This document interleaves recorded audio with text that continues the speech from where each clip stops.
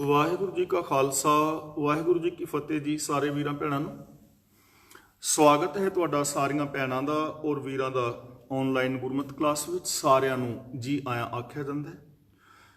ਜਿਵੇਂ ਕਿ ਆਪ ਸਭ ਨੂੰ ਪਤਾ ਹੈ, ਅਸੀਂ ਸਾਰੇ ਹੀ ਵੀਰ ਭੈਣਾਂ ਮਿਲ ਕੇ ਜਪਜੀ ਸਾਹਿਬ ਜੀ ਦੀ ਵਿਚਾਰ ਕਰ ਰਹੇ ਹਾਂ ਔਰ ਜਪਜੀ ਸਾਹਿਬ ਜੀ ਦੀ ਪਾਵਨ ਬਾਣੀ ਨੂੰ ਸਮਝਣ ਦਾ ਯਤਨ ਕਰ ਰਹੇ ਹਾਂ ਕਿ ਸਾਨੂੰ ਇਸ ਪਾਵਨ ਬਾਣੀ ਦੇ ਵਿੱਚੋਂ ਕੀ ਸਿੱਖਣ ਵਾਸਤੇ ਮਿਲ ਰਿਹਾ ਹੈ।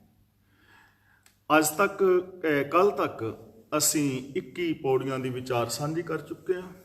ਕੱਲ ਅਸੀਂ ਵਿਚਾਰਿਆ ਸੀ ਕਿ ਅਕਾਲ ਪੁਰਖ ਪ੍ਰਭੂ ਪਰਮਾਤਮਾ ਦੀ ਰਚਨਾ ਅਨੰਤ ਹੈ, ਉਹ ਆਪ ਹੀ ਸਿਰਜਕ ਹੈ, ਆਪ ਹੀ ਸੰਚਾਲਕ ਹੈ ਔਰ ਜਗਤ ਦੇ ਕਣ ਕਣ ਦੇ ਅੰਦਰ ਸਮਾਇਆ ਹੋਇਆ ਹੈ ਤੇ ਹਰ ਇਨਸਾਨ ਦੇ ਅੰਦਰ ਸੰਭਾਵਨਾ ਹੈ ਉਹ ਰੱਬ ਵਰਗਾ ਹੋ ਕੇ ਜੀ ਸਕਦਾ ਹੈ। ਤੇ ਗੁਰੂ ਪਾਤਸ਼ਾਹ ਜੀ ਨੇ ਸਾਨੂੰ ਜੋ ਗੋਲ ਦਿੱਤਾ ਹੈ ਪੂਰੀ ਮਨੁੱਖਤਾ ਨੂੰ, ਉਹ ਗੋਲ ਵੀ ਇੱਕੋ ਹੀ ਹੈ, ਸਚਿਆਰ ਹੋਣਾ। ਹਿੰਦੂ, ਮੁਸਲਮਾਨ, ਸਿੱਖ, ਈਸਾਈ, ਜੈਨੀ, ਬੋਧੀ, ਪਾਰਸੀ, ਕਾਲੇ, ਗੋਰੇ, ਅਮੀਰ, ਗਰੀਬ, ਇਸਤਰੀ, ਪੁਰਸ਼, ਬੱਚੀ, ਬੱਚੇ, ਜਵਾਨ, ਪੜ੍ਹੇ, ਅਨਪੜ੍ਹ, ਰਾਜਾ, ਪ੍ਰਜਾ, ਕੋਈ ਵੀ ਹੈ, ਹਰ ਇੱਕ ਦਾ ਇੱਕ ਗੋਲ ਹੋਣਾ ਚਾਹੀਦਾ ਹੈ ਕਿ ਉਹ ਸਚਿਆਰ ਹੋ ਕੇ ਜ਼ਿੰਦਗੀ ਜੀਵੇ, ਮਨ, ਬਚਨ ਔਰ ਕਰਮ ਕਰਕੇ ਸੱਚਾ ਹੋਵੇ। ਕਿਉਂਕਿ ਸਚਿਆਰਤਾ ਦੇ ਅੰਦਰ ਸੁੱਖ ਹੈ, ਸਚਿਆਰਤਾ ਵਿੱਚ ਮਹਾਨਤਾ ਹੈ, ਸਚਿਆਰਤਾ ਵਿੱਚ ਹੀ ਇਨਸਾਨੀਅਤ ਹੈ। ਸਚਿਆਰ ਆਪ ਰੱਬ ਹੈ ਔਰ ਸਚਿਆਰ ਮਨੁੱਖ ਵੀ ਰੱਬ ਵਰਗਾ ਹੁੰਦਾ ਹੈ, ਰੱਬ ਵਰਗਾ ਹੋ ਜਾਂਦਾ ਹੈ, ਰੱਬ ਵਰਗਾ ਹੋ ਸਕਦਾ ਹੈ। ਇਹ ਸੰਭਾਵਨਾ ਸਾਡੇ ਸਾਰਿਆਂ ਦੇ ਵਿੱਚ ਹੈ। ਤਾਂ ਜਦੋਂ ਸਾਡੇ ਅੰਦਰ ਏਡੀ ਵੱਡੀ ਸੰਭਾਵਨਾ ਹੈ, ਪੋਸੀਬਿਲਿਟੀਜ਼ ਸਾਡੇ ਅੰਦਰ ਹੈ, ਤਾਂ ਫਿਰ ਸਾਨੂੰ ਇਹ ਟਰਾਈ ਕਰਨੀ ਚਾਹੀਦੀ ਹੈ ਔਰ ਸਾਡੇ ਅੰਦਰ ਸਮਰੱਥਾ ਵੀ ਹੈ ਕਿ ਅਸੀਂ ਐਸੇ ਹੋ ਸਕਦੇ ਹਾਂ। ਔਰ ਚਾਰ ਚੁਫੇਰੇ, ਖੁਸ਼ੀਆਂ, ਖੇੜੇ, ਆਨੰਦ, ਪ੍ਰਸੰਨਤਾ ਫੈਲੀ ਵੀ ਹੋਈ ਹੈ ਜਿਸ ਨੂੰ ਅਸੀਂ ਮਾਣ ਸਕਦੇ ਹਾਂ। ਅਸੀਂ ਇਨਸਾਨ ਹਾਂ ਤਾਂ ਇਨਸਾਨਾਂ ਵਾਲੀ ਜ਼ਿੰਦਗੀ ਜੀਣਾ ਸਾਡਾ ਹੱਕ ਵੀ ਹੈ ਔਰ ਸਾਡਾ ਫਰਜ਼ ਵੀ ਹੈ। ਫਿਰ ਸਾਡੀਆਂ ਜਿੰਨੀਆਂ ਵੀ ਸਮੱਸਿਆਵਾਂ ਨੇ ਸਾਰੀਆਂ ਦਾ ਹੱਲ ਵੀ ਹੋ ਜਾਂਦਾ ਹੈ। ਇਹ ਸੰਸਾਰ ਬੇਗਮਪੁਰਾ ਵੀ ਬਣ ਸਕਦਾ ਹੈ। ਇਸ ਸੰਸਾਰ ਦੇ ਅੰਦਰ ਸੁੱਖ ਸ਼ਾਂਤੀ ਚਾਰ ਚੁਫੇਰੇ ਆ ਸਕਦੀ ਹੈ ਜੇ ਹਰ ਬੰਦਾ ਟਰਾਈ ਕਰੇ। ਹੁਣ ਸਚਿਆਰ ਹੋਣ ਦੇ ਨਾਲ ਸਾਡੀਆਂ ਸਮੱਸਿਆਵਾਂ ਹੱਲ ਹੁੰਦੀਆਂ ਨੇ ਔਰ ਸਚਿਆਰ ਹੋਣ ਵਾਸਤੇ ਸਾਧਨ ਕੀ ਹੈ, ਗੁਰਦੇਵ ਪਾਤਸ਼ਾਹ ਨੇ ਉਹ ਵੀ ਸਾਨੂੰ ਦੱਸ ਦਿੱਤਾ ਹੈ। ਇੱਕੋ ਹੀ ਸਾਧਨ ਹੈ, ਹੁਕਮ ਰਜ਼ਾਈ ਚੱਲਣਾ, ਨਾਨਕ ਲਿਖਿਆ ਨਾਲ। ਜਦੋਂ ਤੋਂ ਸੰਸਾਰ ਹੋਂਦ ਵਿੱਚ ਆਇਆ ਉਦੋਂ ਤੋਂ ਇਹ ਸਿਸਟਮ ਵਿੱਚ ਚੱਲਿਆ ਆ ਰਿਹਾ ਹੈ ਕਿ ਸਾਰਾ ਜਗਤ ਕਿਸੇ ਹੁਕਮ ਦੇ ਅੰਦਰ, ਰਜਾ ਦੇ ਵਿੱਚ ਯਾਨੀ ਸਿਸਟਮ ਵਿੱਚ, ਲਾ ਆਫ ਨੇਚਰ ਦੇ ਅੰਦਰ ਕੰਮ ਕਰ ਰਿਹਾ ਹੈ ਤੇ ਉਸ ਰੱਬੀ ਰਜਾ ਔਰ ਭਾਣੇ ਦੇ ਅੰਦਰ ਜ਼ਿੰਦਗੀ ਜੀਣਾ ਹੀ ਸਚਿਆਰ ਹੋਣ ਦਾ ਇੱਕੋ ਇੱਕ ਸਾਧਨ ਹੈ। ਸਚਿਆਰ ਹੋਣ ਵਾਸਤੇ ਸਾਨੂੰ ਕੋਈ ਮਾਲਾ ਫੇਰਨ ਦੀ ਲੋੜ ਨਹੀਂ, ਸਚਿਆਰ ਹੋਣ ਲਈ ਕੋਈ ਸਮਾਧੀਆਂ ਲਾਉਣ ਦੀ ਲੋੜ ਨਹੀਂ, ਸਚਿਆਰ ਹੋਣ ਵਾਸਤੇ ਜੰਗਲਾਂ ਵਿੱਚ ਜਾਣ ਦੀ ਲੋੜ ਨਹੀਂ, ਵੱਖਰੇ ਪਹਿਨਾਵੇ ਪਹਿਨਣ ਦੀ ਲੋੜ ਨਹੀਂ, ਜਪ ਤਪ ਸੰਜਮ ਕਰਨ ਦੀ ਲੋੜ ਨਹੀਂ। ਕੇਵਲ ਆਪਣੀ ਸੋਚ ਨੂੰ ਬਦਲਣਾ ਹੈ, ਮਨ, ਬਚਨ ਔਰ ਕਰਮ ਕਰਕੇ ਸੱਚ ਨੂੰ ਅਪਣਾਉਣਾ ਹੈ। ਕਿੰਨਾ ਸੌਖਾ ਰਾਸਤਾ ਹੈ ਨਾ ਆਪਣੇ ਜੀਵਨ ਨੂੰ ਸਵਰਗ ਬਣਾਉਣ ਦਾ। ਔਰ ਇਹ ਸੰਭਾਵਨਾ ਸਾਡੇ ਸਾਰਿਆਂ ਦੇ ਵਿੱਚ ਹੈ ਵੀ। ਸੰਭਾਵਨਾ ਵੀ ਹੋਵੇ, ਰਾਸਤਾ ਵੀ ਸੌਖਾ ਹੋਵੇ, ਫਿਰ ਵੀ ਜੇ ਕੋਈ ਬੰਦਾ ਸਚਿਆਰ ਹੋ ਕੇ ਨਾ ਜੀਵੇ ਤਾਂ ਇਹ ਬਦਕਿਸਮਤੀ ਗਿਣੀ ਜਾਏਗੀ। ਤਾਂ ਆਓ ਅਗਲੀਆਂ ਪੌੜੀਆਂ ਵਿੱਚ ਅਸੀਂ ਵੇਖਣ ਦਾ ਯਤਨ ਕਰੀਏ ਕਿ ਗੁਰਦੇਵ ਪਾਤਸ਼ਾਹ ਜੀ ਸਾਨੂੰ ਕੀ ਸਮਝਾ ਰਹੇ ਨੇ। 22ਵੀਂ ਪੌੜੀ ਦੀ ਪਹਿਲੀ ਪੰਕਤੀ ਹੈ, ਪਾਤਾਲਾਂ ਪਾਤਾਲ ਲਖ, ਆਗਾਸਾਂ ਆਗਾਸ। ਇਹ ਲਖ ਸ਼ਬਦ ਦੋਵਾਂ ਪਾਸੇ ਅਰਥ ਦੇਵੇਗਾ। ਇਹਨੂੰ ਕਹਿੰਦੇ ਨੇ ਦੇਹਲੀ ਦੀਪਕ। ਦੇਹਲੀ ਦੀਪਕ ਉਹ ਸ਼ਬਦ ਹੁੰਦਾ ਹੈ ਜੋ ਦੋਵਾਂ ਪਾਸੇ ਅਰਥ ਦਿੰਦਾ ਹੈ। ਜਿਵੇਂ ਜੇ ਅਸੀਂ ਦੀਵਾ ਕਮਰੇ ਦੇ ਅੰਦਰ ਜਗਾਇਆ ਹੋਏ ਤਾਂ ਉਹ ਸਿਰਫ ਅੰਦਰ ਚਾਨਣਾ ਦੇਵੇਗਾ, ਜੇ ਅਸੀਂ ਬਾਹਰ ਜਗਾਇਆ ਹੋਏ ਤਾਂ ਉਹ ਸਿਰਫ ਬਾਹਰ ਚਾਨਣਾ ਦਿੰਦਾ ਹੈ। ਜਿਹਦੇ ਦੇਹਲੀ ਦਾ ਮਤਲਬ ਦਹਲੀਜ਼ ਦੇ ਉੱਤੇ ਦੀਵਾ ਜਗਾਇਆ ਹੋਏ ਨਾ, ਉਹਦਾ ਚਾਨਣਾ ਅੰਦਰ ਵੀ ਹੁੰਦਾ ਹੈ, ਉਹਦਾ ਚਾਨਣਾ ਬਾਹਰ ਵੀ ਹੁੰਦਾ ਹੈ। ਇਸ ਲਈ ਗੁਰਬਾਣੀ ਦੇ ਅੰਦਰ ਕੁਝ ਸ਼ਬਦ ਐਸੇ ਹੁੰਦੇ ਹਨ ਜਿਨ੍ਹਾਂ ਦਾ ਜਿਹੜਾ ਅਰਥ ਹੈ ਦੋਵਾਂ ਪਾਸੇ ਅਰਥ ਦਿੰਦੇ ਹਨ। ਜਿਵੇਂ ਪਾਤਾਲਾਂ ਪਾਤਾਲ ਲਖ, ਆਗਾਸਾਂ ਆਗਾਸ। ਇਹਦਾ ਅਰਥ ਦੋਵਾਂ ਪਾਸੇ ਹੋਏਗਾ ਪਾਤਾਲਾਂ ਪਾਤਾਲ ਲਖ, ਲਖ ਆਗਾਸਾਂ ਆਗਾਸ, ਯਾਨੀ ਲੱਖਾਂ ਹੀ ਆਕਾਸ਼ ਨੇ और ਲੱਖਾਂ ही पताल। हुण ये पाताला शब्द जो पहला है, असल दे अंदर शब्द है पाताल। ते जिवें मैं आप नाल कल भी बेनती कीती सी, जदों गुरबाणी दे अंदर किसे नाउन दे नाल कन्ना लगा के बहुवचनी बनाया जाता है ना, तो उसका उच्चारण बिंदी लगा के होएगा, नासकी। शब्द है पाताल ते पाताल दे लल्ले दे नाल लगाया कन्ना बहुवचनी बनाने लई शब्द बन गया पाताला। उच्चारण इहदा होएगा बिंदी लगा के पाताला। इस तरह ही शब्द है आगास, ते आगास दे नाल कन्ना लगा के जदों बहुवचनी बनावांगे शब्द बन गया आगासा। उच्चारण होएगा आगासा। ये नेम ध्यान दे विच रखना है। तो इसका उच्चारण होएगा पाताला पाताल लख, आगासा आगास।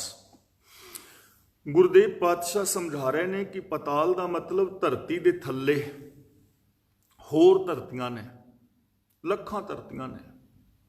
आगासां का मतलब धरती तो उत्ते, आकाश के अंदर लखां ग्रह नक्षत्र ने, तारे सियारे सितारे ने। यह धरती कोई एंड नहीं है। जिवें सानू आकाश मंडल दे विच तारे चंद्रमा सूरज लटकते हुए नज़री पैंदे ने, जदों असीं चंद्रमा ते जाके वेखांगे धरती भी सानू लटकती हुई नज़री पवेगी। दूजे तारियां तो, दूजे ग्रह तो ये भी लटकती हुई नज़री पवेगी। ये किसी थल्ले धुरे दे उत्ते टिकी हुई नहीं है। तो पताल असीं कह दिंदे आ जो थल्ले इलाके ने, आकाश कह दिंदे आ जो उतले इलाके ने। यानी इस धरती तो थल्ले भी और उत्ते भी चार चुफेरे कोई अंत नहीं है। ना आकाश के अंदर जो उत्ते दिस रहे तारका मंडल ने, और ना धरती तो थल्ले। ये जिहड़ी प्रभु परमात्मा की कायनात है ये अनंत है। इत्थे केवल एक आकाश और एक पताल नहीं है। जिथे भी जाओगे उत्थे एक उतला हिस्सा होएगा, एक थल्ले वाला हिस्सा होएगा। थल्ले वाले हिस्से नूं पाताल और उत्ते दिसन वाले नूं आकाश कहांगे। जदों किसी भी तारे दे उत्ते जाओगे ਉਹਦਾ अपना एक आकाश होएगा, ਉਹਦਾ अपना एक पाताल होएगा। तो गुरु पातशाह जी सानू समझा रहे हैं कि ये धरती अनंत है, अनंत है। लखां ने आकाश और पाताल। ओड़क ओड़क भाल थके। ओड़क का मतलब अंत, भाल का मतलब लभ लभ के, थके का मतलब थक गए। इत्थे भाल दे लल्ले नाल सिहारी है ना, इहदा अर्थ बन गया भाल के, लभ के। ओड़क ओड़क भाल थके, वेद कहन एक बात। एक बात का मतलब इक्को गल, सांझी सुर विच। वो भी ये गल कह रहे हैं कि ये संसार का अंत नहीं है। वेदां शास्त्रां नूं लिखण वाले भी वेखते रहे, तो वेद भी, वेद शास्त्रां नूं जानन वाले भी ये कह रहे हैं कि लखां आकाश पताल ने, इन्हां दा अंत लभ लभ के हार गए ने, लेकिन लभे नहीं। ਇਹਦਾ अंत ਲੱਭਿਆ नहीं जा सकता। ਅਸੀਂ ਇਹ नहीं कह सकते कि ਇੱਥੋਂ ਇਹ ਸ੍ਰਿਸ਼ਟੀ शुरू ਹੁੰਦੀ है और इस जगह ਤੇ ਜਾ ਕੇ ਇਹ ਸ੍ਰਿਸ਼ਟੀ खत्म हो जाती। सहस 18 कहन कतेबां। कतेबां का मतलब जो सामी मत के धर्म ग्रंथ ने, कुरान है, अंजील है, तौरेत है, बाइबल है। सहस 18 का मतलब 18,000 आलम। वो कहते हैं कि 18,000 आलम ने, पर असुलू इकतात। हुण असुलू इकतात, इनू एक तो असी असुलू नहीं पढ़ना। असुलू का मतलब है कि जो इस संसार के अंदर, असल के अंदर जो चीज़ है ना, वो की है। असुलू का मतलब है मुढ़। इकतात का मतलब एक अकाल पुरख। असुलू का मतलब है मुढ़। इकतात का मतलब एक रब। कि इन्हां सारियां दा जो मुढ़ है वो रब है। कोई 18,000 आलम कहंदा है, कोई लखां कहंदा है, पर गुरु पातशाह जी कहंदे ने इहदा अंत नहीं है। असी ये कह सकते हैं असुलू का मतलब मुढ़, इकतात का मतलब इक्को रब है। कि इन्हां सारियां दा मुढ़ एक रब है, एक तो ये सारे पैदा हुए ने। गुरुदेव पातशाह जी ने पावन बाणी के अंदर शुरू विच मंगलाचरण, जां जिसनूं असीं मूल मंत्र भी कहते हाँ, मूल मंत्र विच गुरुदेव ने बचन किया है एक ओंकार। ਇੱਕ ਓੰਕਾਰ ਦਾ ਭਾਵ ਹੀ ਇਹ ਹੈ ਕਿ ਇੱਕ ਸਰਬ ਵਿਆਪਕ ਪਰਮ ਸੱਤਿਆ, ਜਿਸ ਰਾਹੀਂ ਸੰਸਾਰ ਦੀ ਉਤਪत्ति, ਲੈਤਾ, ਪਾਲਣਾ ਔਰ ਸੰਚਾਲਨ ਹੁੰਦਾ ਹੈ, ਉਹ ਇੱਕ ਹੈ ਔਰ ਉਹ ਇੱਕ ਹੀ ਫੈਲਿਆ ਹੋਇਆ ਹੈ। ਅਵਿਗਤ ਤੋਂ ਨਿਰਮਾਇਲ ਉਪਜੈ, ਨਿਰਗੁਣ ਤੇ ਸਰਗੁਣ ਥੀਆ। ਉਹ ਇੱਕ ਨਿਰਗੁਣ ਤੋਂ ਸਰਗੁਣ ਹੋ ਗਿਆ ਹੈ, ਵੱਖਰਾ ਨਹੀਂ ਹੈ। ਉਹ ਇੱਕ ਹੀ ਸੰਸਾਰ ਰੂਪ ਹੋ ਗਿਆ ਹੈ, ਰਚਨਾ ਰੂਪ ਹੋ ਗਿਆ ਹੈ। ਰਚਨਾ ਦੇ ਅੰਦਰ ਆਪ ਹੀ ਸਮਾਇਆ ਹੋਇਆ ਹੈ, ਰਚਨਾ ਤੋਂ ਬਾਹਰ ਨਹੀਂ ਹੈ। ਤਾਂ ਗੁਰੂ ਪਾਤਸ਼ਾਹ ਜੀ ਕਹਿੰਦੇ ਨੇ ਨਾ, ਸਾਰਿਆਂ ਦਾ ਜੋ ਅਸਲਾ ਹੈ, ਮੁੱਢ ਹੈ, ਮੂਲ ਹੈ, ਉਹ ਇੱਕ ਹੈ। ਤਾਂ ਜੇ ਇਹ ਚੀਜ਼ ਸਾਡੀ ਸਮਝ ਵਿੱਚ ਆ ਜਾਏ ਕਿ ਸਭ ਦਾ ਮੁੱਢ ਇੱਕ ਹੈ, ਮੇਰਾ ਮੁੱਢ ਵੀ ਇੱਕ ਹੈ, ਤੁਹਾਡਾ ਵੀ ਇੱਕ ਹੈ, ਹਿੰਦੂ ਮੁਸਲਮਾਨਾਂ ਦਾ ਵੀ ਇੱਕ ਹੈ, ਤਾਂ ਫਿਰ ਸਾਡੇ ਬਖੇੜੇ ਖਤਮ ਹੋ ਜਾਂਦੇ। ਜਦੋਂ ਅਵਲ ਅੱਲਾਹ ਨੂਰ ਉਪਾਇਆ, ਕੁਦਰਤ ਕੇ ਸਭ ਬੰਦੇ, ਏਕ ਨੂਰ ਤੇ ਸਭ ਜਗ ਉਪਜਿਆ, ਕੌਣ ਭਲੇ ਕੋ ਮੰਦੇ। ਫਿਰ ਮੰਦਾ ਕੌਣ ਤੇ ਚੰਗਾ ਕੌਣ? ਜਦੋਂ ਏਕ ਪਿਤਾ ਏਕਸ ਕੇ ਹਮ ਬਾਰਿਕ, ਜੇ ਚੀਜ਼ ਸਾਡੀ ਸਮਝ ਵਿੱਚ ਬਹਿ ਜਾਏ ਨਾ, ਔਰ ਇਸ ਚੀਜ਼ ਨੂੰ ਅਸੀਂ ਅਪਣਾ ਲਈਏ ਔਰ ਉਸ ਇੱਕ ਸਿਸਟਮ ਨੂੰ ਅਪਣਾ ਲਈਏ, ਤਾਂ ਸਾਡੀਆਂ ਧਾਰਮਿਕ ਔਰ ਰਾਜਨੀਤਿਕ, ਸਮਾਜਿਕ ਸਾਰੀਆਂ ਸਮੱਸਿਆਵਾਂ ਹੱਲ ਹੋ ਜਾਂਦੀਆਂ ਨੇ। ਜਦੋਂ ਇੱਕ ਹੀ ਹੈ ਤੇ ਆਪਣੇ ਉੱਤੋਂ ਖੋਲ ਨੂੰ ਤੋੜੋ। ਅਸਲ ਦੇ ਅੰਦਰ ਮੇਰੀ ਜੋ ਸਮਝ ਵਿੱਚ ਬਹਿੰਦਾ ਹੈ ਗੁਰਬਾਣੀ ਨੂੰ ਪੜ੍ਹ ਕੇ, ਕਿ ਇਸੇ ਖੋਲ ਦੇ ਵਿੱਚ ਵੱਖਰੇ ਵੱਖਰੇ ਖੋਲ ਨੇ ਸਾਡੇ, ਔਰ ਉਹਨਾਂ ਖੋਲਾਂ ਦੇ ਅੰਦਰ ਲੋਕ ਵੱਜੇ ਹੋਏ ਨੇ। ਜਦੋਂ ਉਹ ਖੋਲ ਟੁੱਟੇਗਾ ਤਾਂ ਅੰਦਰੋਂ ਨਿਰੰਕਾਰ ਪ੍ਰਗਟ ਹੋਏਗਾ। ਨਿਰੰਕਾਰ ਸਭ ਦੇ ਅੰਦਰ ਹੈ, ਵਿਸ਼ਾਲਤਾ ਸਭ ਦੇ ਵਿੱਚ ਹੈ। ਇਹਨੂੰ ਅਸੀਂ ਐਵੇਂ ਸਮਝ ਸਕਦੇ ਹਾਂ ਕਿ ਜਿਵੇਂ ਇੱਕ ਬੋੜ ਦਾ ਨਿੱਕਾ ਜਿਹਾ ਬੀਜ, ਉਸ ਬੀਜ ਦੇ ਅੰਦਰ ਬੋੜ ਸਮਾਇਆ ਹੋਇਆ ਹੈ। ਵੈਸੇ ਜੇ ਅਸੀਂ ਦੇਖੀਏ ਨਾ ਕਿ ਇਸ ਬੋੜ ਦੇ ਵਿੱਚ ਬੀਜ ਦੇ ਵਿੱਚ ਬੋੜ ਤਾਂ ਨਹੀਂ ਮਿਲੇਗਾ।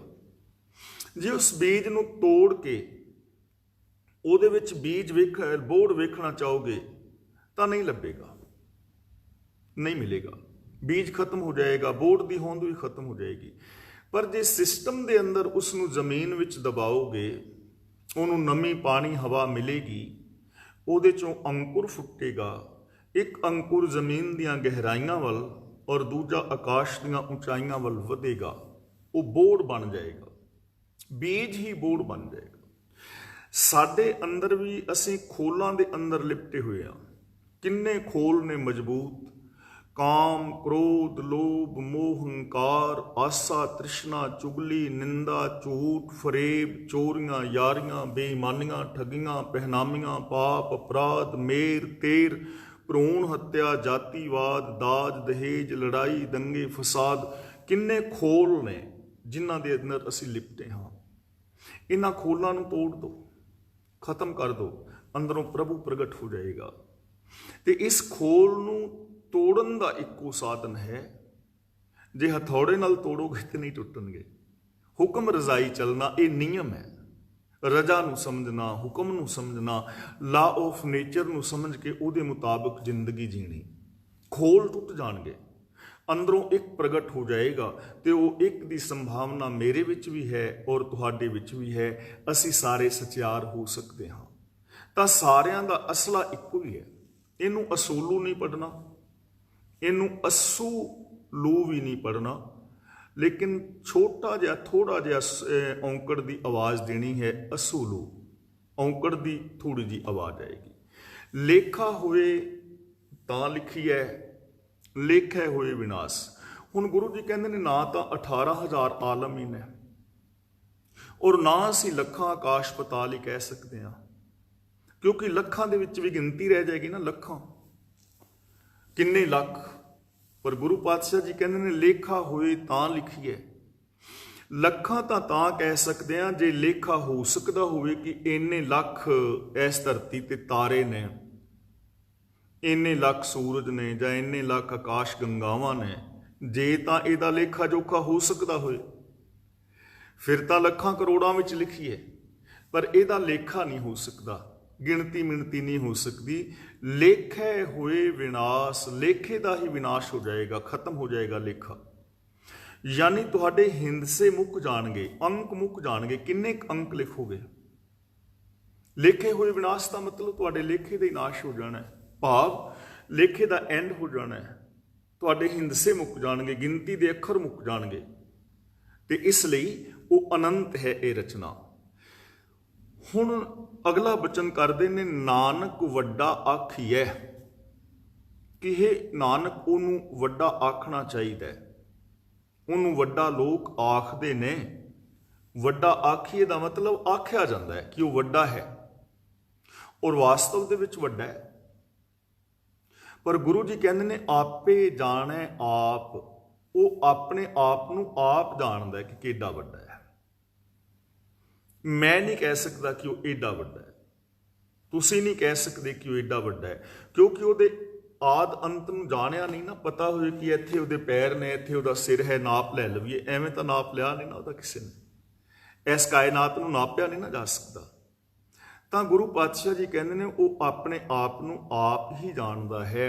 भाव कहण दा कि उस प्रभु की रचना का अंत नहीं पाया जा सकता, तो वो एक साडे सारिਆਂ दे अंदर समाया हुआ है, महान है, वड्डा है। हुण इत्थों सानू जिंदगी वास्ते की मिलता है? देखो, सानू एक बहुत वड्डी विशाल सोच मिल रही है, अगां वधन दी, विकास करन दी। एक तो इस कायनात का अंत नहीं है, धरतियां दा, आकाशां दा, इन्हां चीज़ां दा अंत नहीं है। तो जिहड़े वैज्ञानिक वीर इन्हां खोजां दे अंदर लगे हुए ने, इत्थे उन्हां वास्ते अनंत संभावना है, उन्हां दियां खोजां कदे खत्म नहीं होणगीਆਂ।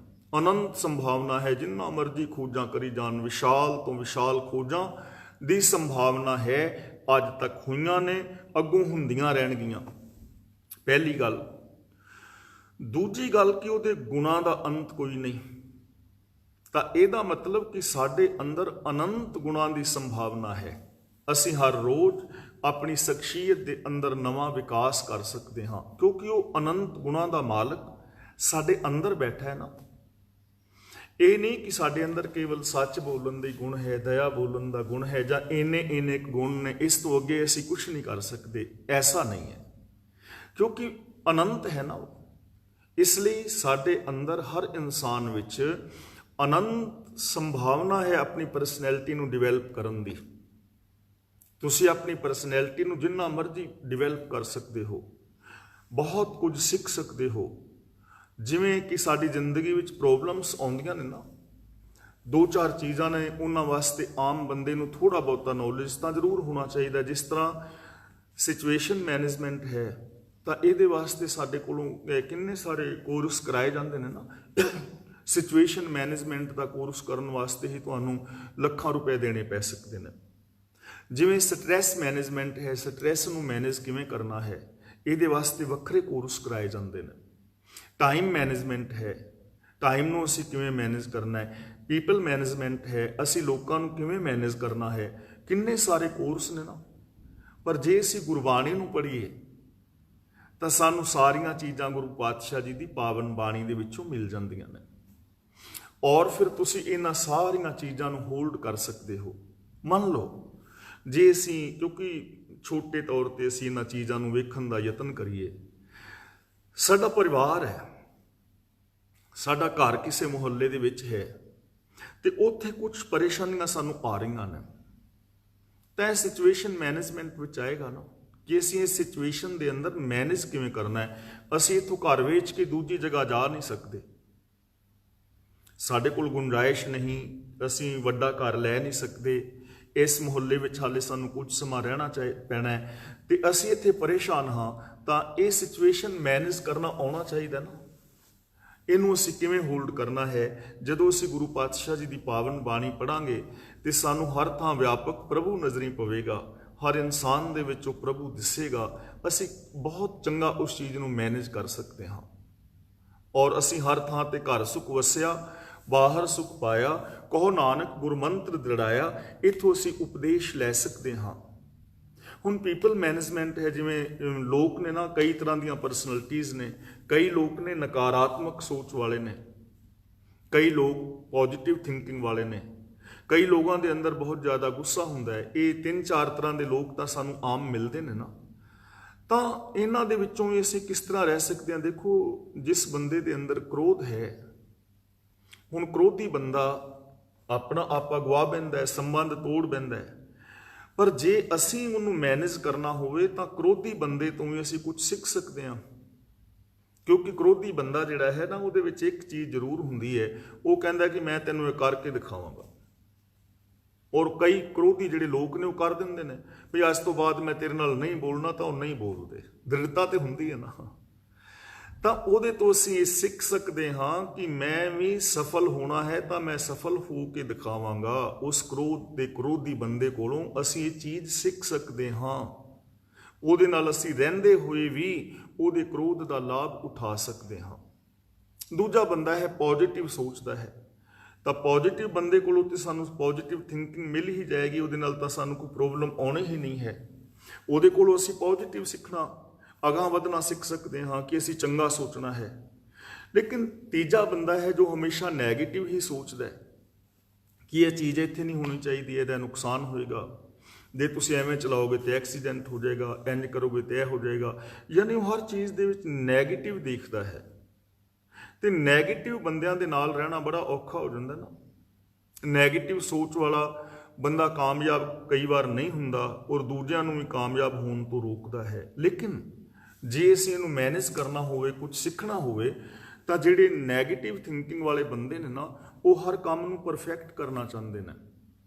ਉਹ ਹਰ ਕੰਮ ਦੇ ਅੰਦਰ ਨਾ ਥੋੜਾ ਦੋਸ਼ ਵੀ ਦੇਖਦੇ ਨੇ ਕਿ ਇੱਥੇ ਦੋਸ਼ ਵੀ ਹੈ, ਤਾਂ ਉੱਥੋਂ ਅਸੀਂ ਇਹ ਚੀਜ਼ ਸਿੱਖ ਸਕਦੇ ਹਾਂ। ਜਦੋਂ ਅਸੀਂ ਗੁਰੂ ਪਾਤਸ਼ਾਹ ਜੀ ਦੀ ਪਾਵਨ ਬਾਣੀ ਨੂੰ ਪੜ੍ਹਾਂਗੇ ਨਾ, ਤਾਂ ਇਹ ਸੰਸਾਰ ਇੱਕ ਸੁਹਾਵਣਾ ਹੋ ਜਾਏਗਾ। ਸਾਡੇ ਅੰਦਰ ਵਿਕਾਸ ਆਏਗਾ, ਸਾਡੇ ਅੰਦਰ ਪੋਜ਼ਿਟਿਵ ਥਿੰਕਿੰਗ ਆਏਗੀ। ਔਰ ਕਿਉਂਕਿ ਸਾਨੂੰ ਗੁਰਬਾਣੀ ਰੱਬ ਦੇ ਨਾਲ ਜੋੜਦੀ ਹੈ, ਸਾਨੂੰ ਹਰ ਥਾਂ ਤੇ ਰੱਬ ਵਿਖਾਇਆ ਜਾ ਰਿਹਾ ਹੈ ਕਿ ਹਰ ਥਾਂ ਤੇ ਉਹ ਪ੍ਰਭੂ ਵਸ ਰਿਹਾ ਹੈ, ਤੇ ਰੱਬ ਦੇ ਅੰਦਰ ਤੇ ਹੈ ਹੀ ਗੁਣ ਨੇ। ਇਸ ਲਈ ਸਾਡੀ ਜ਼ਿੰਦਗੀ ਦੇ ਅੰਦਰ ਵਿਕਾਸਤਾ ਆਏਗੀ, ਅਸੀਂ ਵਿਕਾਸਸ਼ੀਲ ਬਣਾਂਗੇ।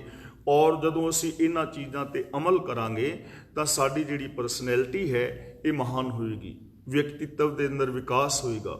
ਔਰ ਜਿੰਨਾ ਮਰਜ਼ੀ ਵਿਕਾਸ ਕਰ ਲਓ, ਜਿਵੇਂ ਮੈਂ ਪਹਿਲਾਂ ਵੀ ਇਹ ਬੇਨਤੀਆਂ ਕਰ ਚੁੱਕਾ ਕਿ ਤੁਹਾਡੀ ਬੋਲ ਬਾਣੀ ਬਹੁਤ ਮਿੱਠੀ ਹੈ, ਇਹਦੇ ਵਿੱਚ ਕੋਈ ਦੋ ਰਾਏ ਨਹੀਂ, ਪਰ ਇਹ ਮਿੱਠੀ ਬੋਲ ਬਾਣੀ ਹੋਰ ਵਧਾਈ ਜਾ ਸਕਦੀ ਹੈ, ਇਹਦੇ ਵਿੱਚ ਹੋਰ ਮਿਠਾਸ ਪੈਦਾ ਕੀਤੀ ਜਾ ਸਕਦੀ ਹੈ।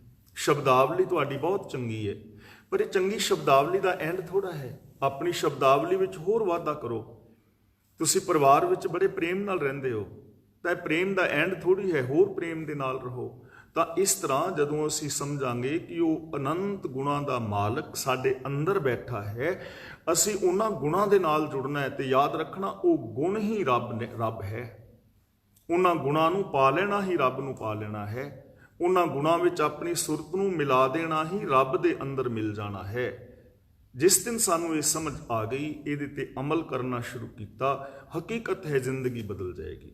ਨਾਨਕ ਵੱਡਾ ਆਖੀਐ ਆਪੇ ਜਾਣੈ ਆਪ, ਕਿ ਉਹਨੂੰ ਵੱਡਾ ਵੱਡਾ ਆਖਿਆ ਜਾਂਦਾ ਹੈ, ਪਰ ਕਿਹੜਾ ਵੱਡਾ ਹੈ ਗੁਰੂ ਪਾਤਸ਼ਾਹ ਜੀ ਕਹਿੰਦੇ ਨੇ ਇਸ ਗੱਲ ਨੂੰ ਉਹ ਪ੍ਰਭੂ ਆਪ ਹੀ ਜਾਣਦਾ ਹੈ। ਉਹਨੂੰ ਉਹਦਾ ਅੰਤ ਨਹੀਂ ਪਾਇਆ ਜਾ ਸਕਦਾ, ਉਹਦੇ ਗੁਣਾਂ ਦਾ ਅੰਤ ਨਹੀਂ ਪਾਇਆ ਜਾ ਸਕਦਾ, ਉਹਦੀ ਰਚਨਾ ਦਾ ਅੰਤ ਨਹੀਂ ਪਾਇਆ ਜਾ ਸਕਦਾ। ਉਹ ਅਨੰਤ ਹੈ। ਇਸ ਲਈ ਅਨੰਤ ਦੀ ਸੰਭਾਵਨਾ ਸਾਡੇ ਸਾਰਿਆਂ ਦੇ ਵਿੱਚ ਵੀ ਮੌਜੂਦ ਹੈ। ਅਗਲੀ ਪੌੜੀ ਵਿੱਚ ਹੁਣ ਬਚਨ ਕਰਦੇ ਨੇ, ਸਾਲਾਹੀ ਸਾਲਾਹੇ ਏਤੀ ਸੁਰਤ ਨਾ ਪਾਈਆ।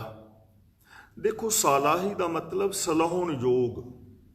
ਇਹਨੂੰ ਅਸੀਂ ਨਾਸਕੀ ਨਹੀਂ ਬੁਲਾਵਾਂਗੇ, ਬਿੰਦੀ ਨਹੀਂ ਬੁਲਾਵਾਂਗੇ, ਸਾਲਾਹੀ ਨਹੀਂ ਪੜਾਂਗੇ। ਜੇ ਅਸੀਂ ਇਹਨੂੰ ਪੜ੍ਹ ਦਈਏ ਨਾ ਸਾਲਾਹੀ, ਤਾਂ ਇਹਦਾ ਮੀਨਿੰਗ ਹੋ ਜਾਏਗਾ ਕਿ ਮੈਂ ਸਿਫਤ ਸਲਾਹ ਕਰਾਂ। ਫਸਟ ਪਰਸਨ ਦੀ ਗੱਲ ਹੋ ਜਾਏਗੀ ਔਰ ਪ੍ਰੈਜ਼ੈਂਟ ਟੈਂਸ ਦੀ ਹੋ ਜਾਏਗੀ, ਵਰਤਮਾਨ ਦੀ ਗੱਲ ਹੋ ਜਾਏਗੀ। ਇੱਥੇ ਸਾਲਾਹੀ ਦਾ ਮਤਲਬ ਹੈ ਸਲਾਹੁਣ ਯੋਗ। ਸਾਲਾਹੇ, ਇਹ ਕਿਉਂਕਿ ਸਲਾਹਣਾ ਕਿਰਿਆਵਾਚੀ ਸ਼ਬਦ ਹੈ ਤੇ ਕਿਰਿਆਵਾਚੀ ਸ਼ਬਦ ਦੇ ਹਾਹੇ ਨਾਲ ਸਿਹਾਰੀ ਲੱਗੀ ਹੋਈ ਹੈ। ਜਦੋਂ ਵੀ ਕਿਸੇ ਵਰਬ ਦੇ ਆਖਰੀ ਹਾਹੇ ਨਾਲ ਸਿਹਾਰੀ ਹੋਏ, ਹਾਹੇ ਦੇ ਨਾਲ, ਤਾਂ ਉਹ ਹਮੇਸ਼ਾ ਬਹੁਵਚਨੀ ਸ਼ਬਦ ਹੁੰਦਾ ਹੈ। ਇਸ ਲਈ ਇਹਦਾ ਉਚਾਰਨ ਬਿੰਦੀ ਅਨੁਸਾਰ ਹੋਏਗਾ ਸਾਲਾਹੇ। ਸਾਲਾਹੇ ਦਾ ਮਤਲਬ ਸਿਫਤ ਸਲਾਹ ਕਰਦੇ ਹਨ। ਸਾਲਾ ਹੀ ਸਾਲਾ ਹੈ। ਉਸ ਸਲਾਹੁਣ ਯੋਗ ਪ੍ਰਭੂ ਨੂੰ ਲੋਕ ਸਲਾਹੁੰਦੇ ਨੇ, ਉਹਦੇ ਗੁਣ ਗਾਉਂਦੇ ਨੇ, ਅਨੰਤ ਲੋਕ ਉਹਦੇ ਗੁਣ ਗਾ ਰਹੇ ਨੇ। ਲੇਕਿਨ ਗੁਣ ਗਾਣ ਦੇ ਨਾਲ ਏਤੀ ਸੁਰਤ ਨਾ ਪਾਈਆ। ਸੁਰਤ ਦਾ ਮਤਲਬ ਸੂਝ ਸਮਝ, ਏਤੀ ਦਾ ਮਤਲਬ ਇੰਨੀ ਕੁ ਵੀ, ਉਹਨਾਂ ਨੂੰ ਇੰਨੀ ਕੁ ਵੀ ਸਮਝ ਨਹੀਂ ਪਈ ਕਿ ਰੱਬ ਕਿੱਡਾ ਵੱਡਾ ਹੈ। ਯਾਨੀ ਉਹਦੇ ਅੰਤ ਬਾਰੇ ਨਹੀਂ ਜਾਣਿਆ ਜਾ ਸਕਦਾ, ਉਹਦੀ ਸਿਫਤ ਕੀਤੀ ਜਾ ਸਕਦੀ ਹੈ, ਗੁਣ ਗਾਏ ਜਾ ਸਕਦੇ ਹਨ, ਉਹਦੀ ਰਜਾ ਦੇ ਅੰਦਰ ਤੁਰ ਕੇ ਅਨੰਤ ਵਿਕਾਸ ਕੀਤਾ ਜਾ ਸਕਦਾ ਹੈ, ਲੇਕਿਨ ਅੰਤ ਨਹੀਂ ਪਾਇਆ ਜਾ ਸਕਦਾ।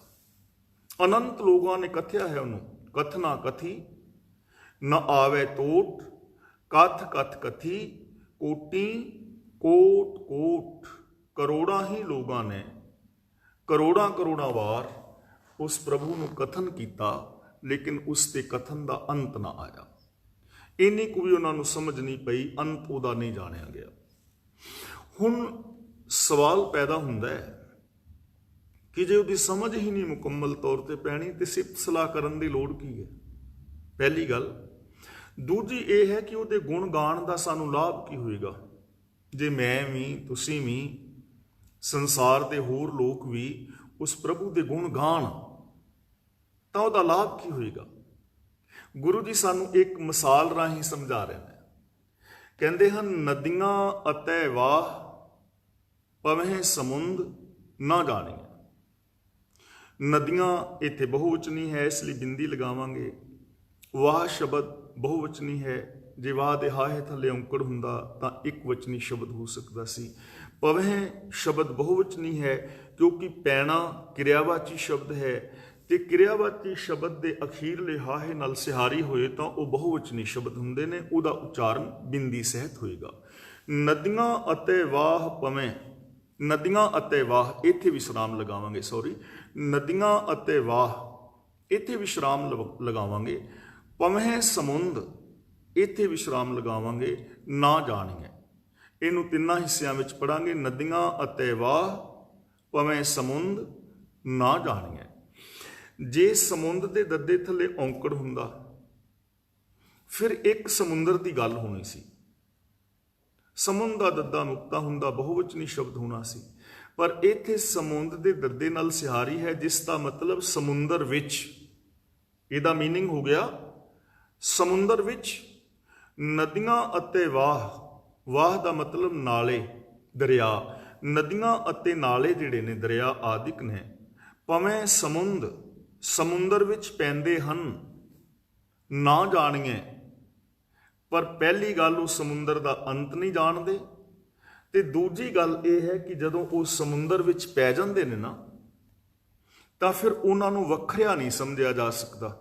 ਕਿੰਨੇ ਦਰਿਆ ਸਮੁੰਦਰ ਵਿੱਚ ਗਿਰ ਰਹੇ ਨੇ, ਤੇ ਸਮੁੰਦਰ ਦਾ ਪਾਣੀ ਚੁੱਕ ਕੇ ਕੋਈ ਕਹਿ ਸਕਦਾ ਹੈ ਕਿ ਇਹ ਗੰਗਾ ਦਾ ਪਾਣੀ ਹੈ, ਜਮਨਾ ਦਾ ਹੈ, ਰਾਵੀ ਦਾ ਹੈ, ਸਤਲੁਜ ਦਾ ਹੈ, ਬਿਆਸ ਦਾ ਹੈ, ਜਾਂ ਕਿਸੇ ਹੋਰ ਦਰਿਆ ਦਾ ਪਾਣੀ ਹੈ? ਸਾਰੇ ਇੱਕ ਹੋ ਜਾਂਦੇ ਨੇ ਨਾ, ਉਹਨਾਂ ਨੂੰ ਵੱਖਰਿਆਂ ਵੱਖਰਿਆਂ ਨਹੀਂ ਜਾਣਿਆ ਜਾਂਦਾ। ਤਾਂ ਰੱਬ ਦੀ ਸਿਫਤ ਸਲਾਹ ਕਰਨ ਦਾ ਲਾਭ ਇਹ ਹੁੰਦਾ ਹੈ ਕਿ ਜੋ ਰੱਬ ਦੀ ਸਿਫਤ ਸਲਾਹ ਕਰਦਾ ਹੈ ਨਾ, ਉਹ ਰੱਬ ਦੇ ਵਿੱਚ ਮਿਲ ਜਾਂਦਾ ਹੈ, ਰੱਬ ਵਰਗਾ ਹੋ ਜਾਂਦਾ ਹੈ। ਪਰ ਰੱਬ ਦੇ ਅੰਤ ਨੂੰ ਨਹੀਂ ਜਾਣ ਸਕਦਾ, ਫਿਰ ਵੀ ਨਹੀਂ ਜਾਣ ਸਕਦਾ, ਕਿਉਂਕਿ ਹੁਣ ਉਹ ਵੱਖਰਾ ਰਿਹਾ ਨਹੀਂ। ਇਹ ਮਿਸਾਲ ਮੈਂ ਪਿਛਲੀ ਕਲਾਸ ਵਿੱਚ ਆਪ ਦੇ ਨਾਲ ਸਾਂਝੀ ਕੀਤੀ ਸੀ ਕਿ ਜਿਵੇਂ ਅਸੀਂ ਸਮੁੰਦਰ ਦੇ ਵਿੱਚ ਉਂਗਲੀ ਡਬੋਈਏ, ਸਾਡੀ ਉਂਗਲੀ ਦੇ ਨਾਲ ਇੱਕ ਬੂੰਦ ਲੱਗ ਜਾਏਗੀ ਨਾ ਪਾਣੀ ਦੀ, ਤੇ ਉਹ ਬੂੰਦ ਅਸੀਂ ਤਲੀ ਤੇ ਧਰ ਲਈਏ, ਤੇ ਉਸ ਬੂੰਦ ਤੋਂ ਪੁੱਛੀਏ ਕਿ ਇਹ ਬੂੰਦ ਤੂੰ ਸਮੁੰਦਰ ਦਾ ਹਿੱਸਾ ਹੈ, ਹੁਣੇ ਹੁਣੇ ਸਮੁੰਦਰ ਚੋਂ ਬਾਹਰ ਆਈ ਹੈ, ਸਾਨੂੰ ਸਮੁੰਦਰ ਬਾਰੇ ਖਬਰ ਦੇ ਕਿ ਸਮੁੰਦਰ ਕਿੱਡਾ ਵੱਡਾ ਹੈ, ਸਮੁੰਦਰ ਵਿੱਚ ਕਿੰਨੀਆਂ ਕੁ ਪਦਾਰਥ ਨੇ, ਕਿੱਥੇ ਕਿੱਥੇ ਸਮੁੰਦਰ ਵਿੱਚ ਤੇਲ ਦੀ ਸੰਭਾਵਨਾ ਹੈ, ਕਿੱਥੇ ਕਿੱਥੇ ਹੋਰ ਚੀਜ਼ਾਂ ਨੇ, ਕਿਤੇ ਹੀਰੇ ਜਵਾਹਰਾਤ ਨੇ, ਸਮੁੰਦਰ ਦੇ ਵਿੱਚ ਕਿੰਨੀਆਂ ਦਾਤਾਂ ਨੇ, ਕਿੰਨੀਆਂ ਮੱਛੀਆਂ ਨੇ, ਕਿੰਨੇ ਜੀਵ ਜੰਤ ਨੇ, ਸਾਨੂੰ ਇਹਦੇ ਬਾਰੇ ਖਬਰ ਦੇ ਕਿੰਨਾ ਪਾਣੀ ਹੈ। ਤਾਂ ਬੂੰਦ ਜਿਹੜੀ ਖਬਰ ਦੇਵੇਗੀ ਨਾ, ਉਹ ਇੰਨੀ ਕੁ ਹੋਏਗੀ, ਕਿਉਂਕਿ ਉਹਦੀ ਸਮਰੱਥਾ ਹੀ ਇੰਨੀ ਕਿ ਨਾ, ਇੰਨਾ ਕੁ ਦੱਸ ਸਕੇ ਕਿ ਇਸ ਤੋਂ ਜ਼ਿਆਦਾ ਨਹੀਂ। ਹੁਣ ਇਸੇ ਤਰ੍ਹਾਂ ਮੈਂ ਵੀ ਔਰ ਤੁਸੀਂ ਵੀ ਸੰਸਾਰ ਦੀ ਇੱਕ ਬੂੰਦ ਹਨ, ਤਾਂ ਮੈਂ ਕਿੰਨਾ ਕੁ ਦੱਸ ਸਕਾਂਗਾ ਜੋ ਮੈਂ ਗੁਰਬਾਣੀ ਬਾਰੇ ਕਹਿ ਰਿਹਾ ਹਾਂ, ਕਿੰਨਾ ਕੁ ਦੱਸਾਂਗਾ? ਸਮੱਗਰ ਨਹੀਂ, ਜਿੰਨੀ ਕੁ ਮੇਰੀ ਮੱਤ ਹੈ, ਬੂੰਦ ਜਿੰਨਾ ਕੁ ਤੁਹਾਨੂੰ ਪਤਾ ਹੈ ਤੁਸੀਂ ਬਿਆਨ ਕਰੋਗੇ, ਜਿੰਨਾ ਤੀਜੇ ਨੂੰ ਪਤਾ ਹੈ ਉਹਨਾਂ ਕੀ ਬਿਆਨ ਕਰ ਪਾਵਾਂਗੇ। ਇਸ ਤੋਂ ਜ਼ਿਆਦਾ ਨਹੀਂ ਨਾ। ਜਿੰਨੀ ਮੱਤ ਹੈ ਕਿਸੇ ਦੀ, ਜਿੰਨਾ ਕਿਸੇ ਦੇ ਕੋਲ ਗਿਆਨ ਹੈ, ਜਿੰਨੀ ਕਿਸੇ ਦੀ ਖੋਜ ਹੈ, ਉਹਨਾਂ ਬਿਆਨ ਕਰ ਸਕੇਗਾ, ਇਸ ਤੋਂ ਜ਼ਿਆਦਾ ਨਹੀਂ। ਦੂਜੀ ਗੱਲ, ਜੇ ਉਸ ਬੂੰਦ ਨੂੰ ਸਮੁੰਦਰ ਦੇ ਵਿੱਚ ਸੁੱਟ ਦੇਈਏ, ਹੁਣ ਉਹ ਬੂੰਦ ਸਮੁੰਦਰ ਵਿੱਚ ਮਿਲ ਗਈ, ਸਮੁੰਦਰ ਜਿਹੜੀ ਵੱਡੀ ਹੋ ਗਈ, ਤੇ ਹੁਣ ਅਸੀਂ ਕਿਨਾਰੇ ਤੇ ਖਲੋ ਕੇ ਆਵਾਜ਼ ਮਾਰੀਏ ਕਿ ਇਹ ਬੂੰਦ ਹੁਣ ਸਾਨੂੰ ਦੱਸ ਵੀ ਸਮੁੰਦਰ ਕਿੱਡਾ ਵੱਡਾ ਹੈ, ਕਿਉਂਕਿ ਤੂੰ ਸਮੁੰਦਰ ਵਿੱਚ ਮਿਲ ਕੇ ਸਮੁੰਦਰ ਦਾ ਰੂਪ ਹੋ ਗਈ ਹੈ, ਹੁਣ ਤੇ ਦੱਸ ਸਮੁੰਦਰ ਕਿੱਡਾ ਵੱਡਾ ਹੈ।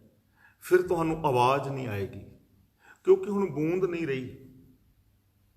ਹੁਣ ਬੂੰਦ ਹੀ ਨਹੀਂ ਰਹੀ ਤੇ ਹੁਣ ਬੋਲੇਗੀ ਨਹੀਂ ਨਾ। ਜਦੋਂ ਤੱਕ ਬੋਲ ਰਹੀ ਸੀ ਉਦੋਂ ਤੱਕ ਬੂੰਦ ਸੀ, ਤੇ ਜਿਹੜਾ ਬੋਲਦੀ ਸੀ ਇੰਨਾ ਕੁ ਦੱਸਦੀ ਸੀ।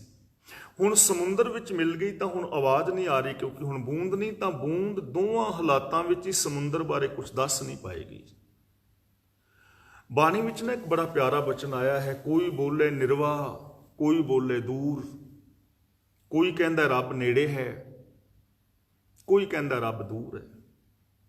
ਜਲ ਕੀ ਮਾਛਲੀ ਚਰੇ ਖਜੂਰ, ਭਗਤ ਨਾਮਦੇਵ ਜੀ ਕਹਿੰਦੇ ਨੇ ਇਹ ਤੇ ਇੰਜ ਜਿਵੇਂ ਪਾਣੀ ਦੀ ਮੱਛੀ ਖਜੂਰ ਤੇ ਚੜਨ ਦੀਆਂ ਗੱਲਾਂ ਕਰੇ। ਪਾਣੀ ਦੀ ਮੱਛੀ, ਜਲ ਜੰਤੂ ਖਜੂਰ ਦੇ ਉੱਤੇ ਚੜਨਾ ਚਾਹੇ ਤਾਂ ਇਹ ਗੱਲ ਗਲਤ ਹੋਏਗੀ। ਜਿਹੜਾ ਕਹਿ ਰਹੇ ਨਾ ਨੇੜੇ ਹੈ ਬਿਨਾਂ ਜਾਣਨ ਤੋਂ, ਉਹ ਵੀ ਗਲਤ ਹੈ, ਤੇ ਜਿਹੜਾ ਬਿਨਾਂ ਜਾਣਨ ਤੋਂ ਕਹਿ ਰਿਹਾ ਹੈ ਉਹ ਵੀ ਗਲਤ ਹੈ। ਦੋਵੇਂ ਹੀ ਗਲਤ ਨੇ। ਬਿਨਾਂ ਜਾਣਨ ਤੋਂ ਕਿਵੇਂ ਹੈ, ਇਹ ਚੀਜ਼ ਸਮਝਣ ਵਾਲੀ ਹੈ ਵੀ ਦੋਵੇਂ ਗਲਤ ਕਿਵੇਂ ਨੇ। ਮੰਨ ਲਓ ਅਸੀਂ ਸਮੁੰਦਰ ਦੇ ਕਿਨਾਰੇ ਤੇ ਜਾਂਦੇ ਹਾਂ, ਤੇ ਮੈਂ ਸਮੁੰਦਰ ਦੇ ਕਿਨਾਰੇ ਤੇ ਖੜਾ ਹਾਂ, ਤੇ ਮੈਂ ਕਹਿੰਦਾ ਹਾਂ ਸਮੁੰਦਰ ਦਾ ਪਾਣੀ ਅਥਾਹ ਹੈ, ਇਹਦੀ ਗਹਿਰਾਈ ਨਾਪੀ ਨਹੀਂ ਜਾ ਸਕਦੀ। ਤੇ ਨਾਲ ਮੇਰੇ ਤੋਂ ਕੋਈ ਪੁੱਛੇ ਵੀ ਭਾਈ ਜੀ ਤੁਸੀਂ ਸਮੁੰਦਰ ਵਿੱਚ ਵੜੇ ਹੋ, ਕੋਈ ਡੁਬਕੀ ਲਗਾਈ ਹੈ, ਮੈਂ ਕਹਾਂ ਨਾ, ਫਿਰ ਝੂਠ ਹੀ ਹੋ ਗਿਆ ਨਾ, ਕਿਉਂਕਿ ਮੈਂ ਵੜਿਆ ਹੀ ਨਹੀਂ, ਸਮੁੰਦਰ ਵਿੱਚ ਡੁਬਕੀ ਲਗਾਈ ਹੀ ਨਹੀਂ। ਬਿਨਾਂ ਡੁਬਕੀ ਲਗਾਉਣ ਤੋਂ ਕਹਿਣਾ ਕਿ ਸਮੁੰਦਰ ਅਥਾਹ ਹੈ, ਇਹ ਗਲਤ ਹੈ। ਕਿ ਭਲਿਆ ਤੂੰ ਡੁਬਕੀ ਲਗਾ, ਕੀ ਪਤਾ ਤੈਨੂੰ ਥੱਲੇ ਥਾਂ ਮਿਲ ਹੀ ਜਾਏ, ਉਹਦਾ ਕਿਨਾਰਾ ਮਿਲ ਜਾਏ। ਬਿਨਾਂ ਡੁਬਕੀ ਲਗਾਉਣ ਤੋਂ ਕਹਿਣਾ ਗਲਤ ਹੈ। ਦੂਜਾ ਬੰਦਾ ਹੈ, ਉਸਨੇ ਸਮੁੰਦਰ ਵਿੱਚ ਡੁਬਕੀ ਲਗਾਈ, ਮੰਨ ਲਓ ਕਿ ਉਹ 20 ਮੀਟਰ ਥੱਲੇ ਗਿਆ, ਸਪੋਜ਼ 20 ਮੀਟਰ ਥੱਲੇ ਗਿਆ, ਤੇ 20 ਮੀਟਰ ਥੱਲੇ ਜਾ ਕੇ ਬਾਹਰ ਆ ਕੇ ਕਵੇ ਕਿ ਸਮੁੰਦਰ ਅਥਾਹ ਹੈ, ਉਹ ਵੀ ਗਲਤ ਹੈ। ਹੁਣ ਤੁਸੀਂ ਕਹੋਗੇ ਵੀ ਉਹ ਗਲਤ ਕਿਉਂ ਹੈ? ਉਹ ਤੋਂ ਪੁੱਛੋ ਕਿ ਕਿੰਨਾ ਗਿਆ ਹੈ ਥੱਲੇ, ਉਹ ਕਵੇ 20 ਮੀਟਰ, ਤਾਂ ਉਹਨੂੰ ਕੋਈ ਯਾਰ 2 ਮੀਟਰ ਹੋਰ ਥੱਲੇ ਜਾਂਦਾ, ਕੀ ਪਤਾ ਥੱਲੇ ਤੈਨੂੰ ਅਥਾਹ ਮਿਲ ਜਾਂਦਾ। 20 ਮੀਟਰ ਜਾ ਕੇ ਜੇ ਕੋਈ ਕਹਿੰਦਾ ਕਿ ਅਥਾਹ ਹੈ ਤਾਂ ਗਲਤ ਹੈ। ਉਹਨੂੰ ਕਹਿਣਾ ਚਾਹੀਦਾ ਹੈ ਕਿ ਮੈਂ 20 ਮੀਟਰ ਤੱਕ ਗਿਆ, ਬਈ 20 ਮੀਟਰ ਤੱਕ ਤੇ ਹੈ ਨਹੀਂ ਉਹਦਾ ਪੈਂਦਾ, ਤੇ ਥੱਲੇ ਦਾ ਮੈਨੂੰ ਪਤਾ ਨਹੀਂ ਹੈ। ਤਾਂ ਬਿਨਾਂ ਜਾਣਨ ਤੋਂ ਨੇੜੇ, ਬਿਨਾਂ ਜਾਣਨ ਤੋਂ ਦੂਰ, ਇਹ ਸਾਰਾ ਕੁਝ ਵਿਅਰਥ ਹੋ ਜਾਏਗਾ। ਤਾਂ ਗੁਰੂ ਪਾਤਸ਼ਾਹ ਜੀ ਕਹਿੰਦੇ ਨੇ ਅਸਲ ਦੇ ਵਿੱਚ ਜਿਹੜਾ ਪ੍ਰਭੂ ਦੀ ਸਿਫਤ ਸਲਾਹ ਕਰਦਾ ਹੈ ਨਾ, ਆਪਣੀ ਈਗੋ ਨੂੰ ਗਵਾ ਕੇ, ਉਹ ਰੱਬ ਦੇ ਵਿੱਚ ਮਿਲ ਕੇ ਰੱਬ ਵਰਗਾ ਹੀ ਹੋ ਜਾਂਦਾ ਹੈ। ਤਾਂ ਸਾਨੂੰ ਹੁਣ ਉਹਨੂੰ ਵੱਡਾ ਕਹਿਣ ਦਾ ਜਾਂ ਸਿਫਤ ਸਲਾਹ ਕਹਿਣ ਦਾ ਲਾਭ ਕੀ ਹੋਵੇਗਾ ਕਿ ਅਸੀਂ ਆਪ ਰੱਬ ਵਰਗੇ ਹੋ ਜਾਵਾਂਗੇ। ਇਹ ਸੰਭਾਵਨਾ ਸਾਰਿਆਂ ਦੇ ਅੰਦਰ, ਮੇਰੇ ਵਿੱਚ ਵੀ ਹੈ, ਤੁਹਾਡੇ ਵਿੱਚ ਵੀ ਹੈ। ਇੱਕ ਬੂੰਦ ਸਮੁੰਦਰ ਹੋ ਸਕਦੀ ਹੈ, ਇੱਕ ਬੀਜ ਰੁੱਖ ਬਣ ਸਕਦਾ ਹੈ, ਇੱਕ ਜੀਵ ਮਨੁੱਖ ਜਿਹੜਾ ਹੈ ਉਹ ਰੱਬ ਵਰਗਾ ਹੋ ਸਕਦਾ ਹੈ। ਫਿਰ ਉਹ ਵੱਖਰਾ ਨਹੀਂ ਜਾਣਿਆ ਜਾਂਦਾ। ਜਿਨ ਜਾਤਾ ਸੋ ਤਿਸ ਹੀ ਜਿਹਾ, ਭੇਦ ਨਾ ਜਾਣੋ ਮਾਨਸ ਦੇਹਾ, ਉਹ ਸਚਿਆਰ ਹੋ ਜਾਏਗਾ। ਤੇ ਉਹਦੇ ਵਾਸਤੇ ਸਾਧਨ ਕੀ ਹੈ ਜੀ?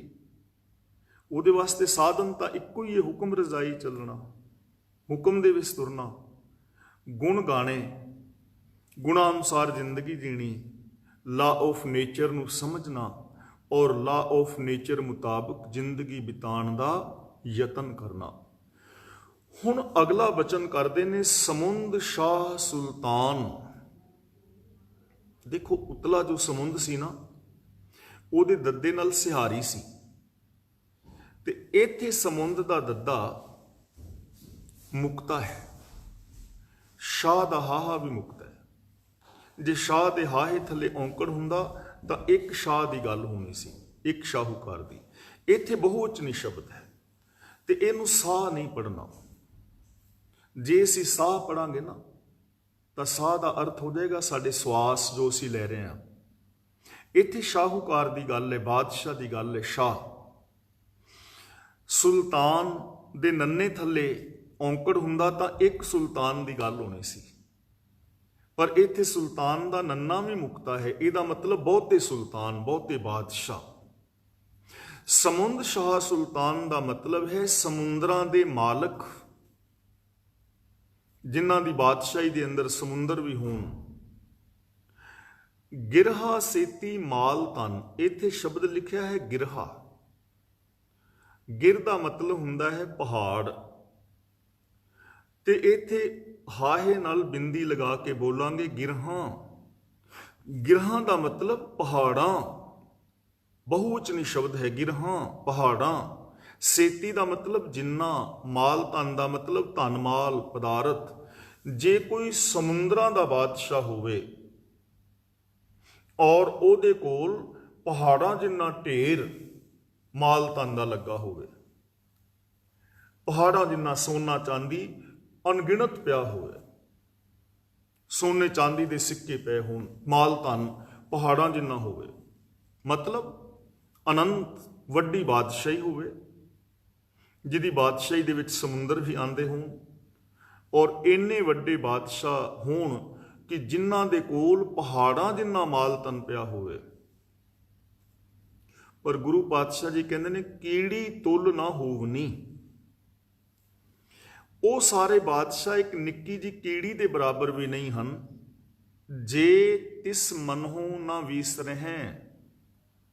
ਹੁਣ ਦੇਖੋ, ਜੇ ਪੜਾਂਗੇ ਨਾ ਵੀਸਰਹਿ ਤਾਂ ਇਹਦਾ ਜਿਹੜਾ ਹੈ ਥਰਡ ਪਰਸਨ ਦੇ ਨਾਲ ਸੰਬੰਧ ਹੋ ਜਾਏਗਾ, ਤੇ ਜੇ ਵੀਸਰਹਿ ਬਿੰਦੀ ਲਗਾ ਕੇ ਪੜਾਂਗੇ ਤਾਂ ਸੈਕੰਡ ਪਰਸਨ ਦੀ ਗੱਲ ਹੋਏਗੀ। ਵੀਸਰਹਿ ਦਾ ਮਤਲਬ ਜੇ ਤੂੰ ਨਾ ਵਿਸਰੈ।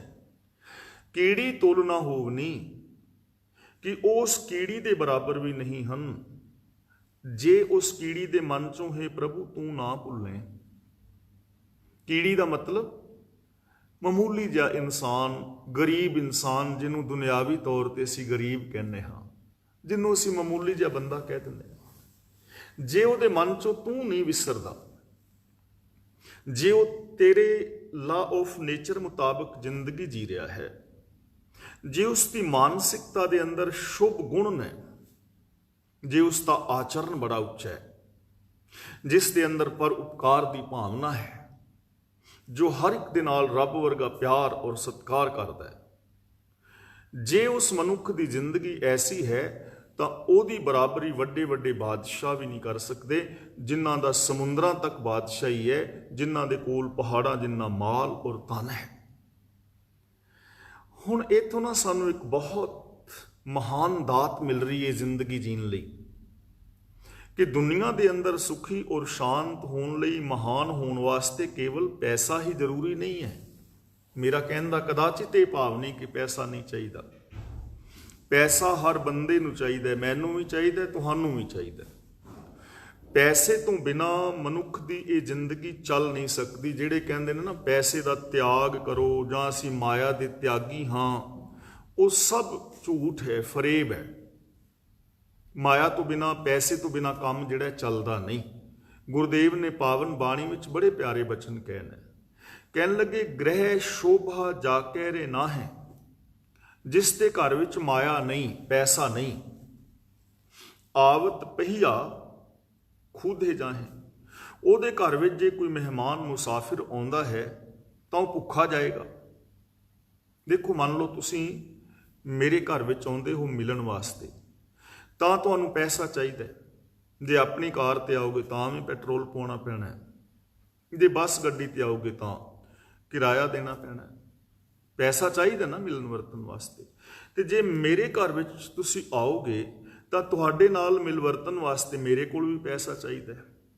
ਜੇ ਜ਼ਿਆਦਾ ਨਹੀਂ ਤੇ ਚਾਹ ਦਾ ਕੱਪ ਤੇ ਪਿਆਣਾ ਚਾਹੀਦਾ ਨਾ, ਨਾਲ ਕੋਈ 2 ਬਿਸਕੁਟ। ਚਲੋ ਜੇ ਨਾ ਵੀ ਚਾਹ ਬਿਸਕੁਟ, ਗ੍ਰੀਨ ਟੀ ਵੀ ਦੇਵਾਂ ਤਾਂ ਗ੍ਰੀਨ ਟੀ ਦੇਣ ਦੇ 2-3 ਫਾਇਦੇ ਹੋ ਜਾਂਦੇ ਨੇ। ਥੋੜਾ ਚਲੋ ਹਾਸਾ ਵੀ ਹੋ ਜਾਏਗਾ। ਗ੍ਰੀਨ ਟੀ ਦੇਣ ਨਾਲ ਇੱਕ ਤੇ ਖੰਡ ਬਚ ਜਾਂਦੀ ਹੈ, ਗ੍ਰੀਨ ਟੀ ਦੇ ਨਾਲ ਇੱਕ ਬਿਸਕਿਟ ਨਹੀਂ ਦੇਣੇ ਪੈਂਦੇ। ਤੇ ਜਿਹੜੇ ਮਹਿਮਾਨ ਨੂੰ ਗ੍ਰੀਨ ਟੀ ਦੇ ਦਿਓ, ਅਗਲੀ ਵਾਰ ਕਈ ਵਾਰੀ ਉਹ ਆਉਂਦਾ ਵੀ ਨਹੀਂ ਵੀ ਚੱਲ ਕੀ ਜਾਣਾ ਹੈ। ਪਰ ਗ੍ਰੀਨ ਟੀ ਦੇਣ ਲਈ ਵੀ ਪੈਸੇ ਤੇ ਚਾਹੀਦੇ ਨੇ। ਜੇ ਚਾਹ ਵੀ ਨਾ ਤੁਹਾਨੂੰ ਮਿਲੀ, ਪ੍ਰਸ਼ਾਦਾ ਵੀ ਨਾ ਮਿਲਿਆ, ਫਿਰ ਕੀ ਹੋਏਗਾ? ਗ੍ਰਹਿ ਸ਼ੋਭਾ ਜਾ ਕੇ ਰਹਿ ਨਾ ਹੈ। ਗੁਰੂ ਜੀ ਕਹਿੰਦੇ ਨੇ ਜਿਹਦੇ ਘਰ ਵਿੱਚ ਧਨ ਨਹੀਂ, ਆਵਤ ਪਹੀਆ ਖੂਦੇ ਜਾਹੇ। ਜਿਹੜਾ ਉਹਦੇ ਘਰ ਮਹਿਮਾਨ ਆਏਗਾ ਉਹਨੂੰ ਭੁੱਖੇ ਜਾਣਾ ਪਏਗਾ, ਕਿਉਂਕਿ ਉਹਦੇ ਕੋਲ ਵਿਚਾਰੇ ਕੋਲ ਹੈ ਨਹੀਂ ਲੰਗਰ ਪ੍ਰਸ਼ਾਦਾ। ਵਾਕੇ ਅੰਤਰ ਨਹੀਂ ਸੰਤੋਖ। ਮੈਨੂੰ ਖੁਸ਼ੀ ਨਹੀਂ ਹੋਏਗੀ ਕਿ ਮੇਰੀ ਕੋਈ ਭੈਣ, ਮੇਰਾ ਕੋਈ ਵੀਰ ਮੇਰੇ ਘਰ ਆਇਆ ਤੇ ਮੈਂ ਯਾਰ ਉਹਨੂੰ ਚਾਹ ਵੀ ਨਹੀਂ ਪਿਆ ਸਕਿਆ। ਵਾਕੇ ਅੰਤਰ ਨਹੀਂ ਸੰਤੋਖ, ਖੁਸ਼ੀ ਨਹੀਂ ਹੋਏਗੀ ਮੈਨੂੰ। ਬਿਨ ਸੁਹਾਗਨ ਲਾਗੇ ਦੋਖ। ਤੇ ਤੁਸੀਂ ਜਾਂਦੇ ਰਾਹ ਦੇ ਵਿੱਚ 6 ਗਾਲਾਂ ਕੱਢੋਗੇ, ਗੈਸ ਆ ਤੇ ਉਹ ਬਦਤਮੀਜ਼ ਨੇ ਚਾਹ ਦਾ ਕੱਪ ਵੀ ਨਹੀਂ ਪਿਆ। ਦੋਸ਼ ਲੱਗਿਆ ਨਾ ਵੀ ਉਹਦੇ ਕੋਲ ਜਾਈਏ ਤਾਂ ਉਹਦੇ ਚਾਹ ਦਾ ਕੱਪ ਵੀ ਨਹੀਂ ਪੈਂਦਾ। ਉਹਦੇ ਅੰਦਰ ਖੁਸ਼ੀ ਨਹੀਂ, ਉਹਨੂੰ ਤਕਲੀਫ ਹੈ ਕਿ ਮੈਂ ਕੈਸਾ ਹਾਂ ਕਿ ਮੇਰੇ ਕੋਲ ਯਾਰ ਸੱਜਣ ਮਿੱਤਰ ਨੂੰ ਪਿਆਉਣ ਲਈ ਚਾਹ ਵੀ ਨਹੀਂ। ਤੇ ਦੂਜੇ ਉਹਦੇ ਤੇ ਦੋਸ਼ ਲੱਗ ਰਹੇ ਨੇ, ਇਸ ਲਈ ਧਨ ਚਾਹੀਦਾ ਹੈ। ਗੁਰਬਾਣੀ ਨੇ ਧਨ ਦਾ ਤਿਆਗ ਨਹੀਂ ਸਿਖਾਇਆ, ਨਾ ਹੀ ਸਿੱਖ ਤਿਆਗੀਆਂ ਦਾ ਧਰਮ ਹੈ। ਆ ਤਿਆਗੀ ਜਿੰਨੇ ਵੀ ਸਾਡੇ ਬਣੇ ਨੇ ਉਹਨਾਂ ਦੇ ਕੋਲ ਵੱਡੇ ਵੱਡੇ ਬੰਗਲੇ ਨੇ, 80-80 ਲੱਖ ਦੀਆਂ ਕਾਰਾਂ ਨੇ। ਸਿਰਫ ਤਿਆਗ ਸਿਰਫ ਬਾਹਰ ਦੇ ਚੋਲਿਆਂ ਦੇ ਨਾਲ ਨਹੀਂ, ਸਭ ਪੈਸੇ ਨਾਲ ਚੱਲਦਾ ਹੈ। ਇਸ ਲਈ ਗੁਰੂ ਜੀ ਕਹਿੰਦੇ ਨੇ ਕਿ ਖੁਸ਼ੀ ਜਿਹੜੀ ਹੈ ਨਾ, ਉਹਦਾ ਕੇਵਲ ਕੱਲਾ ਪੈਸੇ ਦੇ ਨਾਲ ਸੰਬੰਧ ਨਹੀਂ ਹੈ। ਹੁਣ ਤੁਸੀਂ ਦੁਨੀਆ ਵੱਲ ਝਾਤ ਮਾਰ ਕੇ ਵੇਖੋ, ਆਪ ਦੇਖੋਗੇ ਕਿ ਸਾਰੇ ਅਮੀਰ, ਜ਼ਰੂਰੀ ਨਹੀਂ ਕਿ ਸਾਰੇ ਅਮੀਰ ਖੁਸ਼ ਹੋਣ, ਜ਼ਰੂਰੀ ਨਹੀਂ ਹੈ। ਤੇ ਇਹ ਵੀ ਜ਼ਰੂਰੀ ਨਹੀਂ ਕਿ ਸਾਰੇ ਗਰੀਬ ਦੁਖੀ ਹੋਣ। ਹਰ ਅਮੀਰ ਖੁਸ਼ ਹੋਵੇ ਇਹ ਜ਼ਰੂਰੀ ਨਹੀਂ, ਤੇ ਹਰ ਗਰੀਬ ਚਿੰਤਿਤ ਹੋਵੇ ਇਹ ਵੀ ਦੁਖੀ ਨਹੀਂ ਹੈ। ਖੁਸ਼ ਦਾ ਸੰਬੰਧ ਜਿਹੜਾ ਨਾ, ਖੁਸ਼ੀ ਦਾ, ਉਹਦਾ ਗੁਣਾਂ ਦੇ ਨਾਲ ਸੰਬੰਧ ਹੈ। ਤਾਂ ਇਹਦਾ ਮਤਲਬ ਇਹ ਹੋਇਆ ਕਿ ਸਾਨੂੰ ਕਿਤਨੀ ਪੋਜ਼ਿਟਿਵ ਥਿੰਕਿੰਗ ਮਿਲ ਰਹੀ ਹੈ, ਕਿੰਨੀ ਵੱਡੀ ਵਿਲ ਪਾਵਰ ਮਿਲ ਰਹੀ ਹੈ, ਜੀਵਨ ਦਾ ਇੱਕ ਮਹਾਨ ਢੰਗ ਮਿਲ ਰਿਹਾ ਹੈ ਕਿ ਖੁਸ਼ੀ ਵਾਸਤੇ ਕੇਵਲ ਧਨ ਹੀ ਨਹੀਂ ਚਾਹੀਦਾ। 2 ਗੱਲਾਂ ਮੈਂ ਆਪ ਨਾਲ ਇੱਥੇ ਹੋਰ ਸਾਂਝੀਆਂ ਕਰਨੀਆਂ ਚਾਹਾਂਗਾ। ਸਾਨੂੰ ਅਮੀਰੀ ਔਰ ਗਰੀਬੀ ਦੀ ਜਿਹੜੀ ਡੈਫੀਨੇਸ਼ਨ ਹੈ ਉਹ ਬਦਲਣੀ ਪਵੇਗੀ। ਦੇਖੋ, ਇਸ ਦੁਨੀਆ ਦੇ ਅੰਦਰ ਹਰ ਬੰਦਾ ਪੈਸੇ ਦੇ ਪਿੱਛੇ ਕਿਉਂ ਪੈ ਗਿਆ? ਹਰ ਬੰਦਾ ਇਨਸਾਨੀਅਤ ਨੂੰ ਛੱਡ ਕੇ ਆਮ, ਜਿਹੜਾ ਸਾਰੇ ਨਹੀਂ, ਸੌਰੀ, ਹਰ ਬੰਦਾ ਲਫ਼ਜ਼ ਨਿਕਲ ਗਿਆ ਮੂੰਹ ਚੋਂ, ਬਹੁਤਾਤ ਗਿਣਤੀ ਪੈਸੇ ਦੇ ਪਿੱਛੇ ਹੀ ਕਿਉਂ ਪੈ ਗਈ? ਧਰਮ ਦੇ ਪਿੱਛੇ ਕਿਉਂ ਨਹੀਂ? ਸ਼ੁਭ ਗੁਣਾਂ ਵਾਲੇ ਪਾਸੇ ਕਿਉਂ ਨਹੀਂ? ਜਦੋਂ ਕਿ ਹਰ ਬੰਦੇ ਨੂੰ ਪਤਾ ਹੈ ਕਿ ਖੁਸ਼ੀ ਪੈਸੇ ਵਿੱਚ ਨਹੀਂ ਹੈ, ਖੁਸ਼ੀ ਗੁਣਾਂ ਵਿੱਚ ਹੈ। ਫਿਰ ਵੀ ਆਮ ਜੋ ਮਨੁੱਖਤਾ ਹੈ ਉਹ ਪੈਸੇ ਦੇ ਪਿੱਛੇ ਕਿਉਂ ਪੈ ਗਈ? ਉਹਦਾ ਇੱਕ ਰੀਜ਼ਨ ਹੈ। ਉਹਦਾ ਰੀਜ਼ਨ ਇਹ ਹੈ ਕਿ ਇਸ ਦੁਨੀਆ ਦੇ ਵਿੱਚ ਅਮੀਰ ਬੰਦੇ ਨੂੰ ਮਾਣ ਸਤਿਕਾਰ ਮਿਲਦਾ ਹੈ।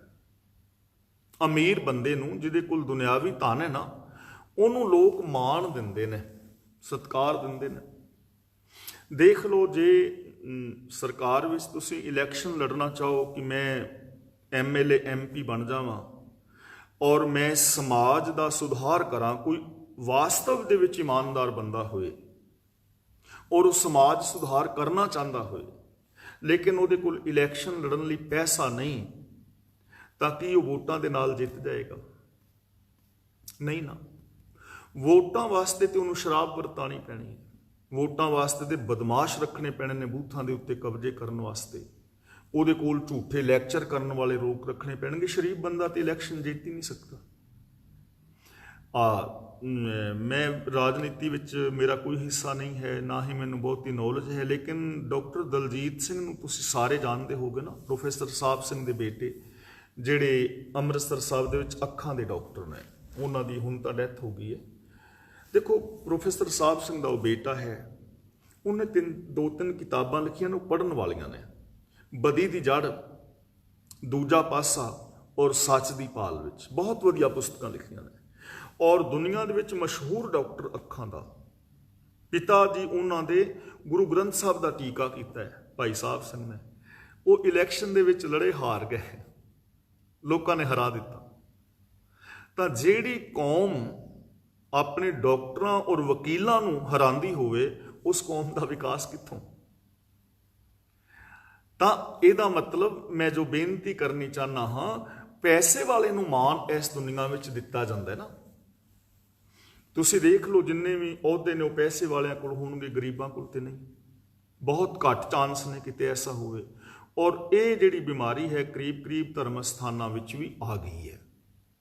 ਤਾਂ ਹੁਣ ਹਰ ਬੰਦਾ ਸਤਿਕਾਰ ਚਾਹੁੰਦਾ ਹੈ। ਜੋ ਮੈਂ ਗੱਲ ਕਹਿਣੀ ਚਾਹੁੰਦਾ ਵੀ ਅਸੀਂ ਪੈਸੇ ਪਿੱਛੇ ਕਿਉਂ ਪੈ ਗਏ, ਉਹਦਾ ਰੀਜ਼ਨ ਹੈ ਹਰ ਬੰਦਾ ਸਤਿਕਾਰ ਚਾਹੁੰਦਾ ਨਾ, ਕਿ ਮੈਨੂੰ ਵੀ ਮਾਣ ਮਿਲੇ, ਮੈਨੂੰ ਵੀ ਸਤਿਕਾਰ ਮਿਲੇ, ਮੇਰੇ ਗਲ ਵਿੱਚ ਵੀ ਫੁੱਲਾਂ ਦੇ ਹਾਰ ਪੈਣ, ਜਿੱਥੇ ਜਾਵਾਂ ਮੈਨੂੰ ਵੀ ਲੋਕ ਫਤਿਹ ਬੁਲਾਉਣ। ਹਰ ਬੰਦਾ ਚਾਹੁੰਦਾ ਨਾ।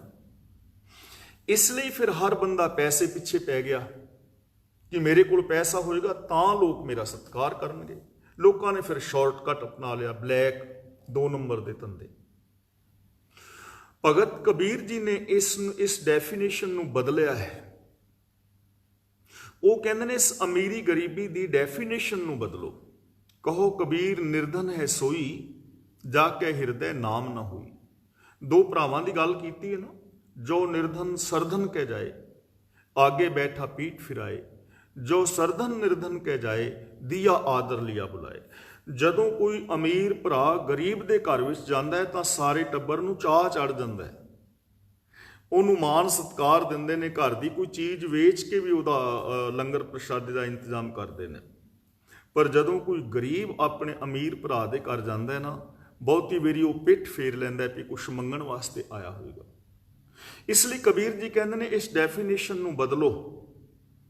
ਤੁਸੀਂ ਅਮੀਰ ਔਰ ਗਰੀਬ ਦੀ ਡੈਫੀਨੇਸ਼ਨ ਬਦਲ ਦਿਓ। ਅਮੀਰ ਉਸ ਨੂੰ ਕਹੋ ਜਿਸ ਦੇ ਕੋਲ ਗੁਣ ਨੇ, ਜਿਸ ਦਾ ਆਚਰਨ ਬੜਾ ਉੱਚਾ ਹੈ।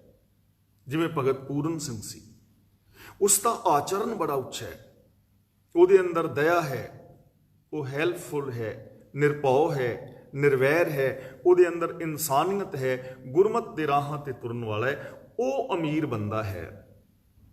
ਉਹਨੂੰ ਮਾਣ ਆਦਰ ਦਿਓ। ਜਦੋਂ ਉਹਨੂੰ ਮਾਣ ਆਦਰ ਦਿਓਗੇ ਨਾ, ਤੇ ਫਿਰ ਹਰ ਬੰਦਾ ਚਾਹੁੰਦਾ ਹੈ ਮੈਨੂੰ ਵੀ ਮਾਣ ਆਦਰ ਮਿਲੇ। ਸਾਰੇ ਫਿਰ ਗੁਣਾਂ ਦੇ ਪਿੱਛੇ ਦੌੜਨਗੇ। ਤੇ ਇਹ ਦੌੜ ਅਸੀਂ ਕਿੱਥੋਂ ਸ਼ੁਰੂ ਕਰ ਦਿੰਦੇ ਹਾਂ? ਅਸੀਂ ਆਪਣੇ ਬੱਚਿਆਂ ਨੂੰ ਇੱਕੋ ਹੀ ਗੱਲ ਕਹਿੰਦੇ ਹਾਂ, ਬੇਟੇ ਫਸਟ ਪੋਜੀਸ਼ਨ ਲੈਣੀ ਹੈ। ਅਸੀਂ ਸ਼ਹਿਰ ਵਿੱਚ ਵੇਖਦੇ ਹਾਂ ਕਿ ਸਭ ਤੋਂ ਚੰਗਾ ਸਕੂਲ ਕਿਹੜਾ ਹੈ, ਉੱਥੇ ਅਸੀਂ ਬੱਚਿਆਂ ਨੂੰ ਐਡਮਿਟ ਕਰਾਉਂਦੇ ਹਾਂ। ਫਿਰ ਬੱਚਿਆਂ ਦੇ ਆਉਂਦੇ ਨੇ ਪੇਪਰਾਂ ਦੇ ਵਿੱਚ ਅਸੀਂ ਫਿਰ ਉਹਨਾਂ ਦਾ ਮਾਰਕਸ਼ੀਟ ਚੈੱਕ ਕਰਦੇ ਹਾਂ। ਜੇ ਤੇ ਬੰਦਾ ਫਸਟ ਆਇਆ ਹੈ ਬੱਚਾ, ਤੇ ਪਰਿਵਾਰ ਬੜਾ ਖੁਸ਼ ਹੈ। ਜੇ ਬੱਚਾ ਸੈਕਿੰਡ ਆਇਆ ਹੈ ਤੇ ਉਹਨੂੰ ਕਹਿੰਦੇ ਨੇ ਬੇਟੇ ਥੋੜੀ ਮਿਹਨਤ ਕਰੋ, ਤੁਸੀਂ ਫਸਟ ਆਉਣਾ ਸੀ, ਦੇਖੋ ਦੂਜੇ ਬੱਚੇ ਫਸਟ ਆ ਗਏ। ਤੇ ਜੇ ਬੱਚਾ 3rd ਡਿਵੀਜ਼ਨ ਲਵੇ ਤਾਂ ਜਿਵੇਂ ਅਸੀਂ ਉਹਦੇ ਨਾਲ ਵਰਤਨੇ ਆ ਤੁਹਾਨੂੰ ਪਤਾ ਹੀ ਹੈ। ਤੇ ਜੇ ਬੱਚਾ ਹੋ ਜਾਏ ਫੇਲ, ਫਿਰ ਤਾਂ ਹੁਣ ਮੇਰੇ ਖਿਆਲ ਸਾਰੇ ਹੱਸਣ ਲੱਗ ਗਏ ਨਾ ਤੁਸੀਂ ਵੀ ਉਹਦੇ ਨਾਲ ਬੱਚੇ ਨਾਲ ਬਣਦੀ ਕੀ ਹੈ। ਇੱਕ ਬੰਦਾ ਸੀ ਤੇ ਆਪਣੇ ਬੱਚੇ ਨੂੰ ਨਾ ਕੁੱਟਣ ਡਿਆ, ਦੇ ਛਿੱਤਰ, ਤੇ ਬੱਚਾ ਹਾਲ ਪਾਰਿਆ ਕਰਨ ਡਿਆ। ਤੇ ਗੁਆਂਢੀ ਆ ਗਿਆ, ਕਹਿਣ ਲੱਗਾ ਮੈਨੂੰ ਬੱਚੇ ਨੂੰ ਕਿਉਂ ਕੁੱਟਣਾ ਪਿਆ? ਕਹਿੰਦਾ ਇਹ ਫੇਲ ਹੋ ਗਿਆ। ਤੇ ਕਹਿਣ ਲੱਗਾ ਇਹਦਾ ਰਿਜ਼ਲਟ, ਕਹਿੰਦਾ ਰਿਜ਼ਲਟ ਤੇ ਇਹਦਾ ਕੱਲ ਨੂੰ ਆਉਣਾ ਤੇ ਤੂੰ ਇਹਨੂੰ ਅੱਜ ਹੀ ਕੁੱਟਣਾ ਪਿਆ। ਕਹਿੰਦਾ ਕੱਲ ਮੈਂ ਨਾ ਘਰ ਨਹੀਂ ਹੋਣਾ, ਕੱਲ ਮੈਂ ਵਾਂਢੇ ਜਾਣਾ ਤੇ ਮੈਨੂੰ ਪਤਾ ਵੀ ਇਹਨੇ ਫੇਲ ਹੀ ਹੋਣਾ। ਇੱਕ ਦਿਨ ਪਹਿਲੋਂ ਵੀ ਇਸੇ ਤਰ੍ਹਾਂ ਬੜੀ ਲਾ ਦਿੰਦੇ ਆ। ਹੁਣ ਬੱਚਾ ਫਿਰ ਸਾਰਾ ਕੰਮ ਕਿਉਂ ਕਰਦਾ? ਮੈਂ ਫਸਟ ਆਉਣਾ। ਤੇ ਫਸਟ ਆਉਣ ਵਾਸਤੇ ਦੂਜਿਆਂ ਨੂੰ ਪਿੱਛੇ ਛੱਡਣਾ ਪੈਣਾ। ਮੇਰਾ ਕਦਾਚਿਤ ਇਹ ਭਾਵ ਨਹੀਂ ਕਿ ਬੱਚਿਆਂ ਨੂੰ ਫਸਟ ਪੋਜੀਸ਼ਨ ਲਈ ਚੰਗੀ ਪੜ੍ਹਾਈ ਵਾਸਤੇ ਨਾ ਪ੍ਰੇਰੋ। ਸਾਡਾ ਫਰਜ਼ ਬਣਦਾ ਹੈ ਬੱਚੇ ਚੰਗੇ ਨੰਬਰਾਂ ਨਾਲ ਪਾਸ ਹੋਣ। ਹਰ ਮਾਂ-ਬਾਪ ਦਾ ਫਰਜ਼ ਬਣਦਾ ਹੈ, ਇਹ ਸਾਨੂੰ ਪ੍ਰੇਰਨਾ ਚਾਹੀਦਾ ਹੈ। ਪਰ ਬੱਚਿਆਂ ਨੂੰ ਨਿਰੇ ਇਨਾਮ ਨੰਬਰਾਂ ਵਾਸਤੇ ਹੀ ਨਾ ਦਿੰਦੇ ਰਹੋ। ਜੇ ਬੱਚਾ ਚੰਗੇ ਨੰਬਰ ਲੈ ਕੇ ਆਵੇ, ਬੇਟਾ ਤੈਨੂੰ ਐਪਲ ਦਾ ਫੋਨ ਲੈ ਕੇ ਦੇਵਾਂਗੇ। ਜੇ ਬੇਟੇ ਤੂੰ ਐਤਕੀ BA ਚੋਂ ਪਾਸ ਹੋ ਗਿਆ, ਤੈਨੂੰ ਅਸੀਂ ਬੁਲਟ ਮੋਟਰਸਾਈਕਲ ਲੈ ਦਿਆਂਗੇ। ਕਹਿੰਦੇ ਆ ਨਾ, ਤੁਸੀਂ ਬੱਚਿਆਂ ਵਾਸਤੇ ਪੁੱਛੋ ਕਿ ਬੇਟੇ ਅੱਜ ਕੋਈ ਚੰਗਾ ਕੰਮ ਕੀਤਾ? ਤੇ ਬੱਚਾ ਕਹੇ ਨਾ, ਹਾਂ ਡੈਡੀ ਅੱਜ ਨਾ ਇੱਕ ਬੇਬੇ ਲੰਘਦੀ ਸੀ ਵੀ ਸੜਕ ਤੋਂ, ਤੇ ਉਹਦੇ ਕੋਲ ਨਾ 2 ਥੈਲੇ ਸਨ, ਉਹ ਤੋਂ ਲੰਘਿਆ ਨਹੀਂ ਸੀ ਜਾ ਰਿਹਾ, ਤੇ ਮੈਂ ਬੇਬੇ ਦਾ ਨਾ ਥੈਲਾ ਫੜ ਕੇ ਸੜਕ ਤੋਂ ਉਹਨੂੰ ਪਾਰ ਕਰਾਇਆ। ਬੇਬੇ ਨੇ ਮੈਨੂੰ ਪਿਆਰ ਵੀ ਦਿੱਤਾ ਤੇ ਬਹੁਤ ਅਸ਼ੀਸ਼ਾਂ ਵੀ ਦਿੱਤੀਆਂ। ਤੇ ਬੱਚੇ ਨੂੰ 10 ਰੁਪਏ ਦਿਓ, ਲੈ ਬੇਟਾ ਤੇਰਾ ਇਨਾਮ, ਅੱਜ ਤੂੰ ਚੰਗਾ ਕੰਮ ਕਰਕੇ ਆਇਆ। ਪੜ੍ਹਾਈ ਵਾਸਤੇ ਤੁਸੀਂ ਪ੍ਰੇਰ ਹੀ ਰਹੇ ਹੋ। ਅਗਲੇ ਦਿਨ ਬੱਚੇ ਤੋਂ ਪੁੱਛੋ, ਬੇਟਾ ਅੱਜ ਕੋਈ ਕੰਮ ਚੰਗਾ ਕੀਤਾ? ਹਾਂ ਡੈਡੀ, ਅੱਜ ਨਾ ਇੱਕ ਬਾਪੂ ਦਾ ਬਟੂਆ ਡਿੱਗ ਗਿਆ ਸੀ ਤੇ ਉਹਦੇ ਬਟੂਏ ਨੂੰ ਮੈਂ ਚੁੱਕਿਆ ਤੇ ਮੈਂ ਭੱਜ ਕੇ ਬਾਪੂ ਨੂੰ ਦਿੱਤਾ ਤੇ ਬਾਪੂ ਨੇ ਮੈਨੂੰ ਬੜਾ ਪਿਆਰ ਕੀਤਾ, ਨਾਲ 10 ਰੁਪਏ ਦਿੱਤੇ, ਪਰ ਮੈਂ ਲੈ ਨਹੀਂ। ਬੇਟੇ ਨੂੰ ਫਿਰ ਇਨਾਮ ਦਿਓ, ਬੇਟਾ ਆ ਲੈ ਫੜ ਤੇਰਾ ਇਨਾਮ। ਜਦੋਂ ਉਹ ਬਜ਼ੁਰਗਾਂ ਨੂੰ ਸੜਕਾਂ ਤੋਂ ਪਾਰ ਲੰਘਾਉਣਾ ਸਿੱਖੇਗਾ ਨਾ, ਇਨਾਮ ਮਿਲੇਗਾ, ਉਹਦੇ ਅੰਦਰ ਉਤਸ਼ਾਹ ਹੋਏਗਾ ਕਿ ਚੰਗੇ ਕੰਮ ਕੀਤਿਆਂ ਵੀ ਇਨਾਮ ਮਿਲਦਾ ਹੈ। ਤੇ ਜਦੋਂ ਤੁਸੀਂ ਬਜ਼ੁਰਗ ਹੋ ਜਾਓਗੇ ਨਾ, ਫਿਰ ਤੁਹਾਡੀ ਬਾਂਹ ਫੜ ਕੇ ਵੀ ਤੋਰੇਗਾ, ਫਿਰ ਤੁਹਾਡੇ ਪੈਸੇ ਡਿੱਗੇ ਵੀ ਤੁਹਾਨੂੰ ਫੜਾਏਗਾ। ਤੇ ਜਦੋਂ ਹੁਣ ਅਸੀਂ ਤਾਂ ਇਸ ਪਾਸੇ ਧਿਆਨ ਨਹੀਂ ਨਾ ਦਿੱਤਾ, ਫਿਰ ਅਸੀਂ ਕਹਿੰਦੇ ਆ ਵੀ ਸਾਡੇ ਬੱਚੇ ਤੇ ਮੰਨਦੇ ਨਹੀਂ। ਭਾਈ ਜੀ, ਬੜੇ ਬੱਚੇ ਨੇ ਅੱਜ ਕੱਲ੍ਹ ਦੇ ਬੱਚੇ ਮੰਨਦੇ ਨੇ ਕਿਤੇ। ਤੇ ਬੱਚਿਆਂ ਨੇ ਨਾ ਮੰਨਣ ਦੀਆਂ ਆਦਤਾਂ ਕਿੱਥੋਂ ਸਿੱਖੀਆਂ ਨੇ? ਬਾਹਰੋਂ ਨਹੀਂ, ਤੁਹਾਡੇ ਤੋਂ ਸਿੱਖੀਆਂ ਨੇ। ਤੁਹਾਡੇ ਬੱਚਿਆਂ ਨੇ, ਮੇਰੇ ਬੱਚਿਆਂ ਨੇ ਮੇਰੇ ਤੋਂ ਸਿੱਖੀਆਂ ਨੇ। ਕਿਵੇਂ? ਤੁਸੀਂ ਸਾਰੇ ਗੁਰੂ ਗ੍ਰੰਥ ਸਾਹਿਬ ਦੀ ਗੱਲ ਮੰਨਦੇ ਹੋ? ਏਕ ਪਿਤਾ ਏਕਸ ਕੇ ਹਮ ਬਾਰਿਕ, ਅਸੀਂ ਕਹਿੰਦੇ ਨਾ, ਤੂੰ ਮੇਰਾ ਪਿਤਾ, ਤੂੰ ਹੈ ਮੇਰਾ ਮਾਤਾ। ਗੁਰੂ ਜੀ ਰੋਜ਼ ਕਹਿੰਦੇ ਨੇ ਝੂਠਾ ਮਦ ਮੂਲ ਨਾ ਪੀਚੇ, ਕਿ ਸਾਰੇ ਸਿੱਖਾਂ ਨੇ ਨਸ਼ੇ ਪੀਣੇ ਛੱਡ ਦਿੱਤੇ ਨੇ। ਗੁਰੂ ਜੀ ਰੋਜ਼ ਕਹਿੰਦੇ ਨੇ ਹਰ ਪ੍ਰਮ ਮੇਰੇ ਬਾਬਲਾ, ਹਰ ਦੇਵੋ ਦਾਨ ਮੈਂ ਦਾਜੋ, ਤੇ ਤੁਸੀਂ ਦਾਜ ਲੈਣੇ ਛੱਡ ਦਿੱਤੇ ਨੇ। ਗੁਰੂ ਜੀ ਹਰ ਰੋਜ਼ ਸਾਨੂੰ ਕਹਿ ਰਹੇ ਨੇ ਫੱਕੜ ਜਾਤੀ ਫੱਕੜ ਨਾਉ, ਤੇ ਕੀ ਤੁਸੀਂ ਜਾਤੀਵਾਦ ਛੱਡ ਦਿੱਤਾ ਹੈ? ਬੱਚੇ ਵੇਖਦੇ ਨੇ ਕਿ ਇਹ ਆਪਣੇ ਪਿਓ ਦੀ ਗੱਲ ਨਹੀਂ ਮੰਨਦੇ। ਬੱਚਿਆਂ ਦੇ ਮਨ ਵਿੱਚ ਇਹ ਫਿਰ ਜਾਂਦੀ ਕਿ ਪਿਓ ਸਿਰਫ ਕਲਪਣ ਵਾਸਤੇ ਹੁੰਦਾ ਹੈ, ਪਿਓ ਦੀ ਗੱਲ ਮੰਨਣੀ ਥੋੜਾ ਹੁੰਦੀ ਹੈ। ਮੇਰੇ ਮਾਂ ਪਿਓ ਨੇ ਨਹੀਂ ਮੰਨੀ, ਮੈਂ ਆਪਣੇ ਮਾਂ ਪਿਓ ਦੀ ਕਿਉਂ ਮੰਨਾਂ?